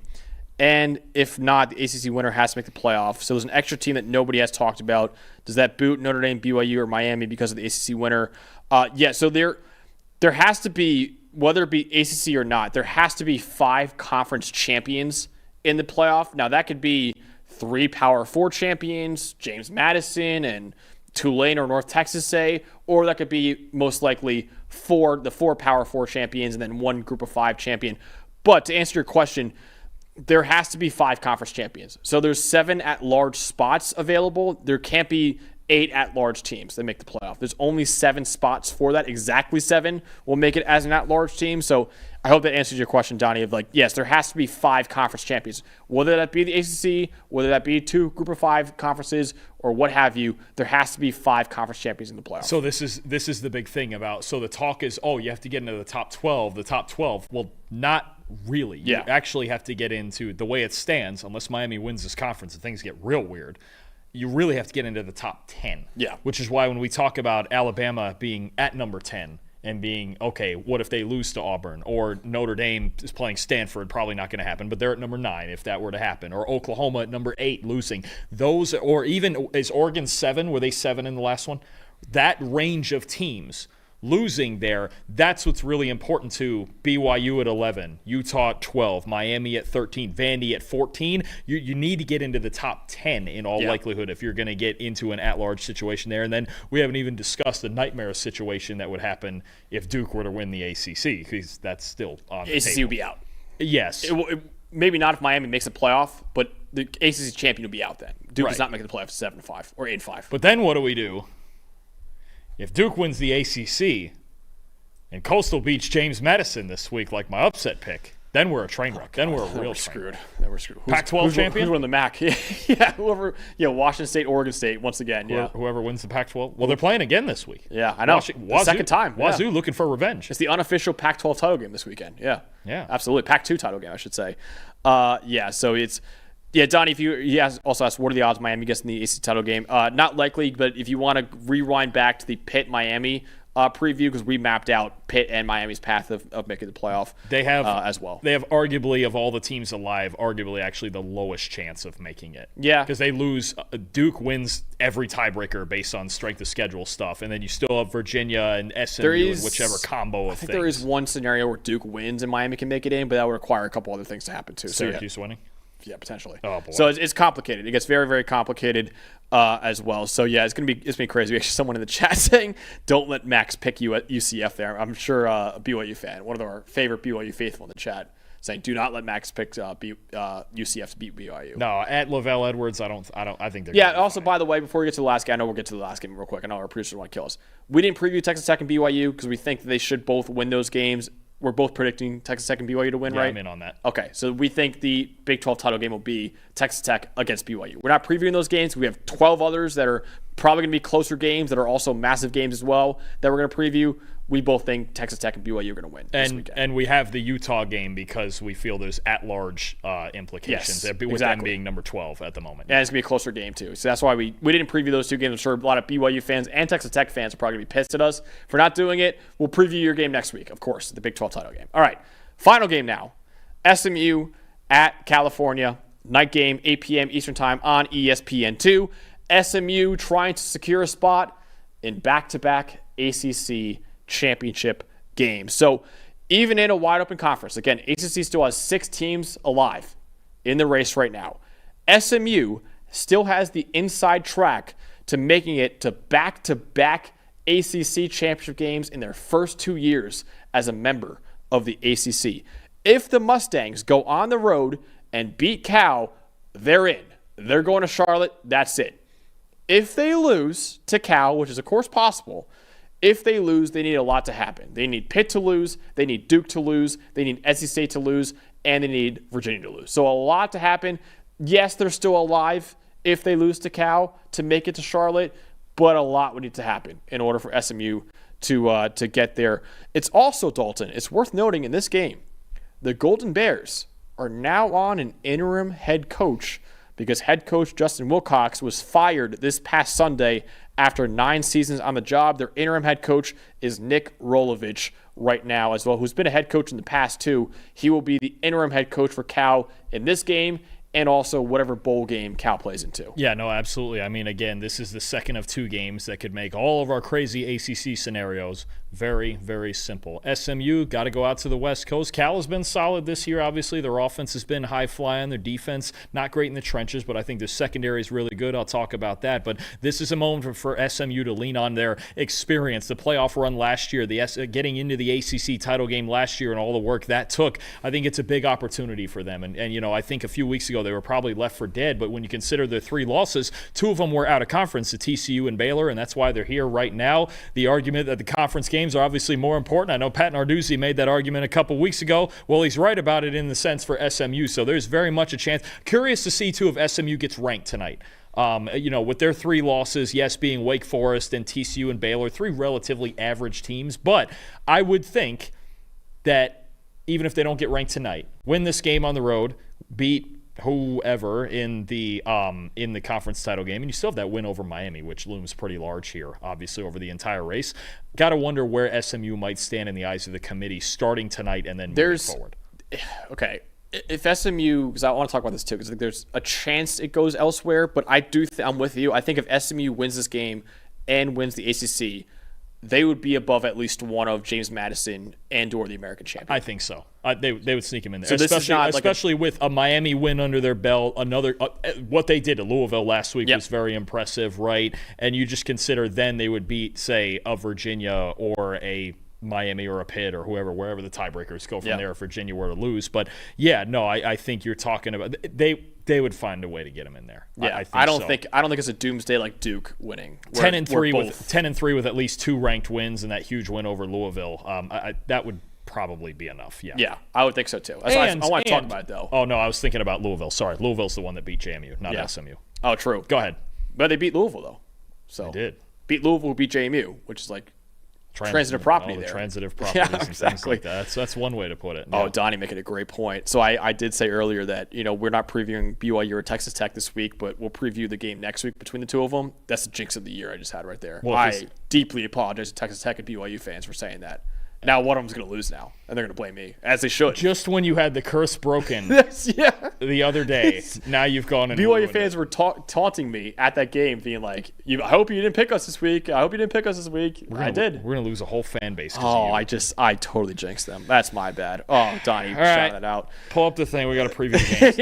Now we got to preview the games, and you're going to have to pick BYU to lose now. I know. I will. God, I can't believe I just said that. All right, Dalton, let's go back to this game, though. You have the SMU offense. Kevin Jennings against this Cal defense. What should we know on that side of the ball? We should know that Kevin Jennings needs to be very, very careful with this Cal secondary, especially when he attacks them downfield. When you look at a group that includes, Hezekiah Massis, when you include Brett Austin, you've got some fast linebackers that can work underneath too. This is one of the best coverage teams in the country. 7th in the nation in coverage grade, 7th in yards after catch per reception allowed, 15th in open target percentage. This is the heart and soul of this Cal defense. Up front, not great, but SMU has been kind of inconsistent running the football this year. A little bit better lately. Last week, TJ Harden looked pretty good. Big physical back. Kevin Jennings can run a little bit himself too, but Jennings, I think that's just going to be the big thing. As it always is with him, you're looking at ball security and you're looking at if he's going to be that roller coaster and taking too many shots down the field. You want to be a little more measured against this Cal team because when they have success on defense, they're shutting you down on the back end and they're intercepting footballs. They did it last year with Noah Williams and a couple other NFL players. Craig Woodson was back there too. This year, it's kind of the same vibe with some new guys. They keep the top on. They intercept the football. They don't let you get open. Jennings is going to have to work, I think, underneath and allow his guys to rack up yards after catch. Look, they've been good on the outside. Romello Brinson, Jordan Hudson's really emerged lately for them. So you've got the weapons, but pick your spots to throw into those tight windows because Cal's secondary, I could argue, is the best part of their entire team. Yep. I have the California offense, and I'm looking at whether or not Cal can keep quarterback Jaron Keave-Sangapeletele clean in this game. Because, listen, Cal, they average the fewest yards per carry in the Power 4 this year, 3.7 yards per carry. SMU is second in the country with a 94.1 run defense grade. So it's very, very safe to assume that the Golden Bears will have to rely on the true freshman quarterback in Jaron Keave-Sangapeletele to carry their offense to victory because they're not going to have a run game. against SMU. I can almost guarantee you that in this game. Now, luckily for them, he's proven to be capable of carrying this offense to wins. He has the 6th most big-time throws in the country with 23 of them, and he leads all true freshman quarterbacks this year with a 78.1 passing grade.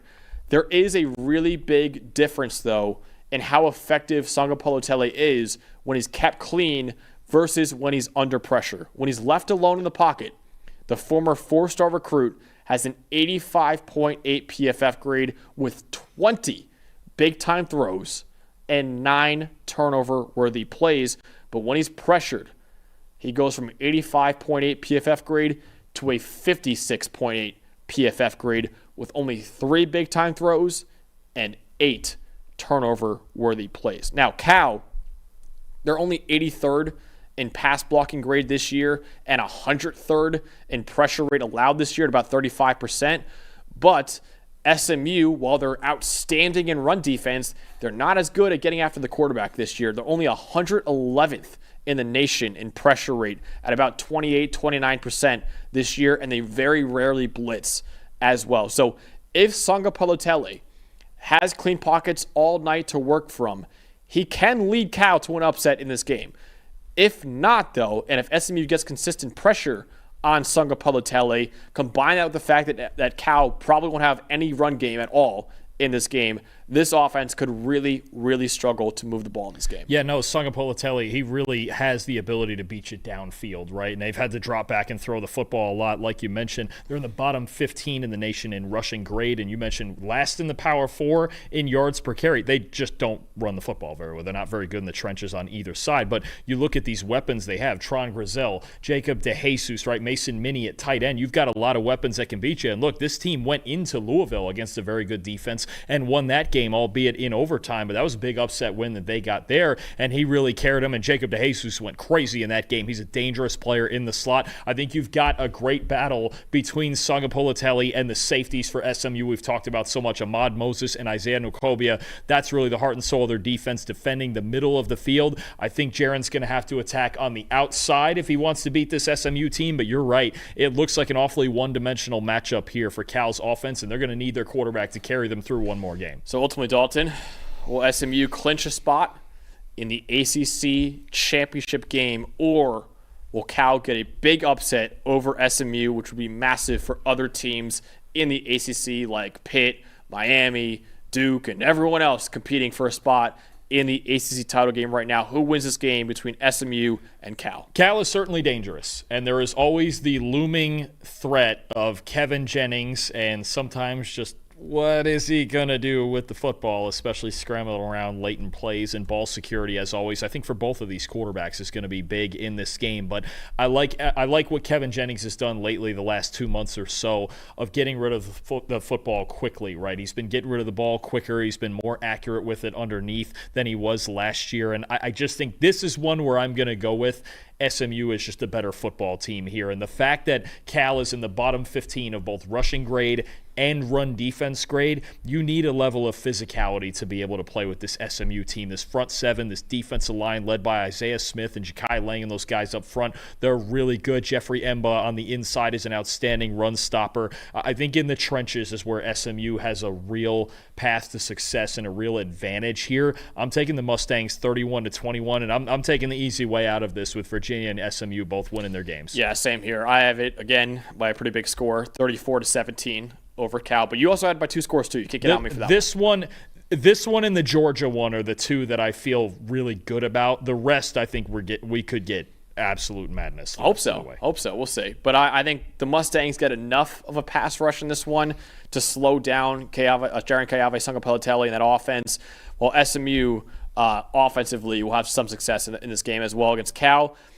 SMU starts off its ACC membership with back-to-back title game appearances, which would be incredible for Rhett Lashley in that program. So I'm with you, Dalton. I have SMU beating Cal, which means SMU, and we both had Virginia winning as well. SMU and Virginia in the ACC title game. Let's kind of recap what we think the conference title games will be based off our predictions. So we both, again, Big 12, we didn't preview it.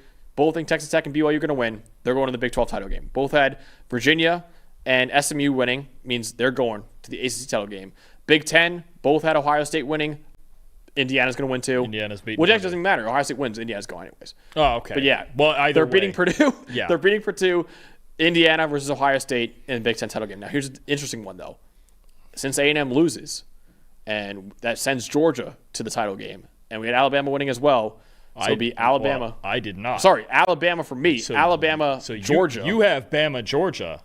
I went the crazy route. I have Georgia and Ole Miss. Ole Miss. Wow. Would Lane Kiffin coach that game? Add further to the Lane Kiffin drama. Would he coach that game? This is the problem. Oh my God! I didn't even think about that. I'm taking this. College football is getting dramatic. It's Lane Kiffin's world, and we're living in it. Oh my God! Would he even coach that game? Would he stay at that point?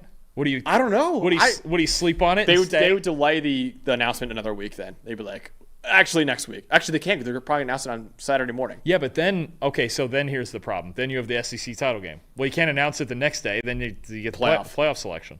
Announce it after the playoff selection. Actually. Ew. No, it's good because that wouldn't screw your team over if he leaves. They already announced it. You're wherever you are. Man. Well, no, but also, then is he going to coach? Would he coach the playoff? I don't know, man. I'm going full circus in the SEC. Wow, I didn't even realize I forgot you had Auburn too. You have Georgia against Ole Miss. That's what it would be. We're dragging out. And then, oh my God, we're dragging out the Lane Kiffin drama. Oh my God. Postponement. Let's go. Wake up Saturday morning. Nah, Lane's staying quiet, or he's just staying. Yeah. Wouldn't that rule? Oh man. God. Yeah. Spencer Roth in the chat saying Ole Miss winning if Lane left would be the biggest middle finger to him. Yeah, it would be.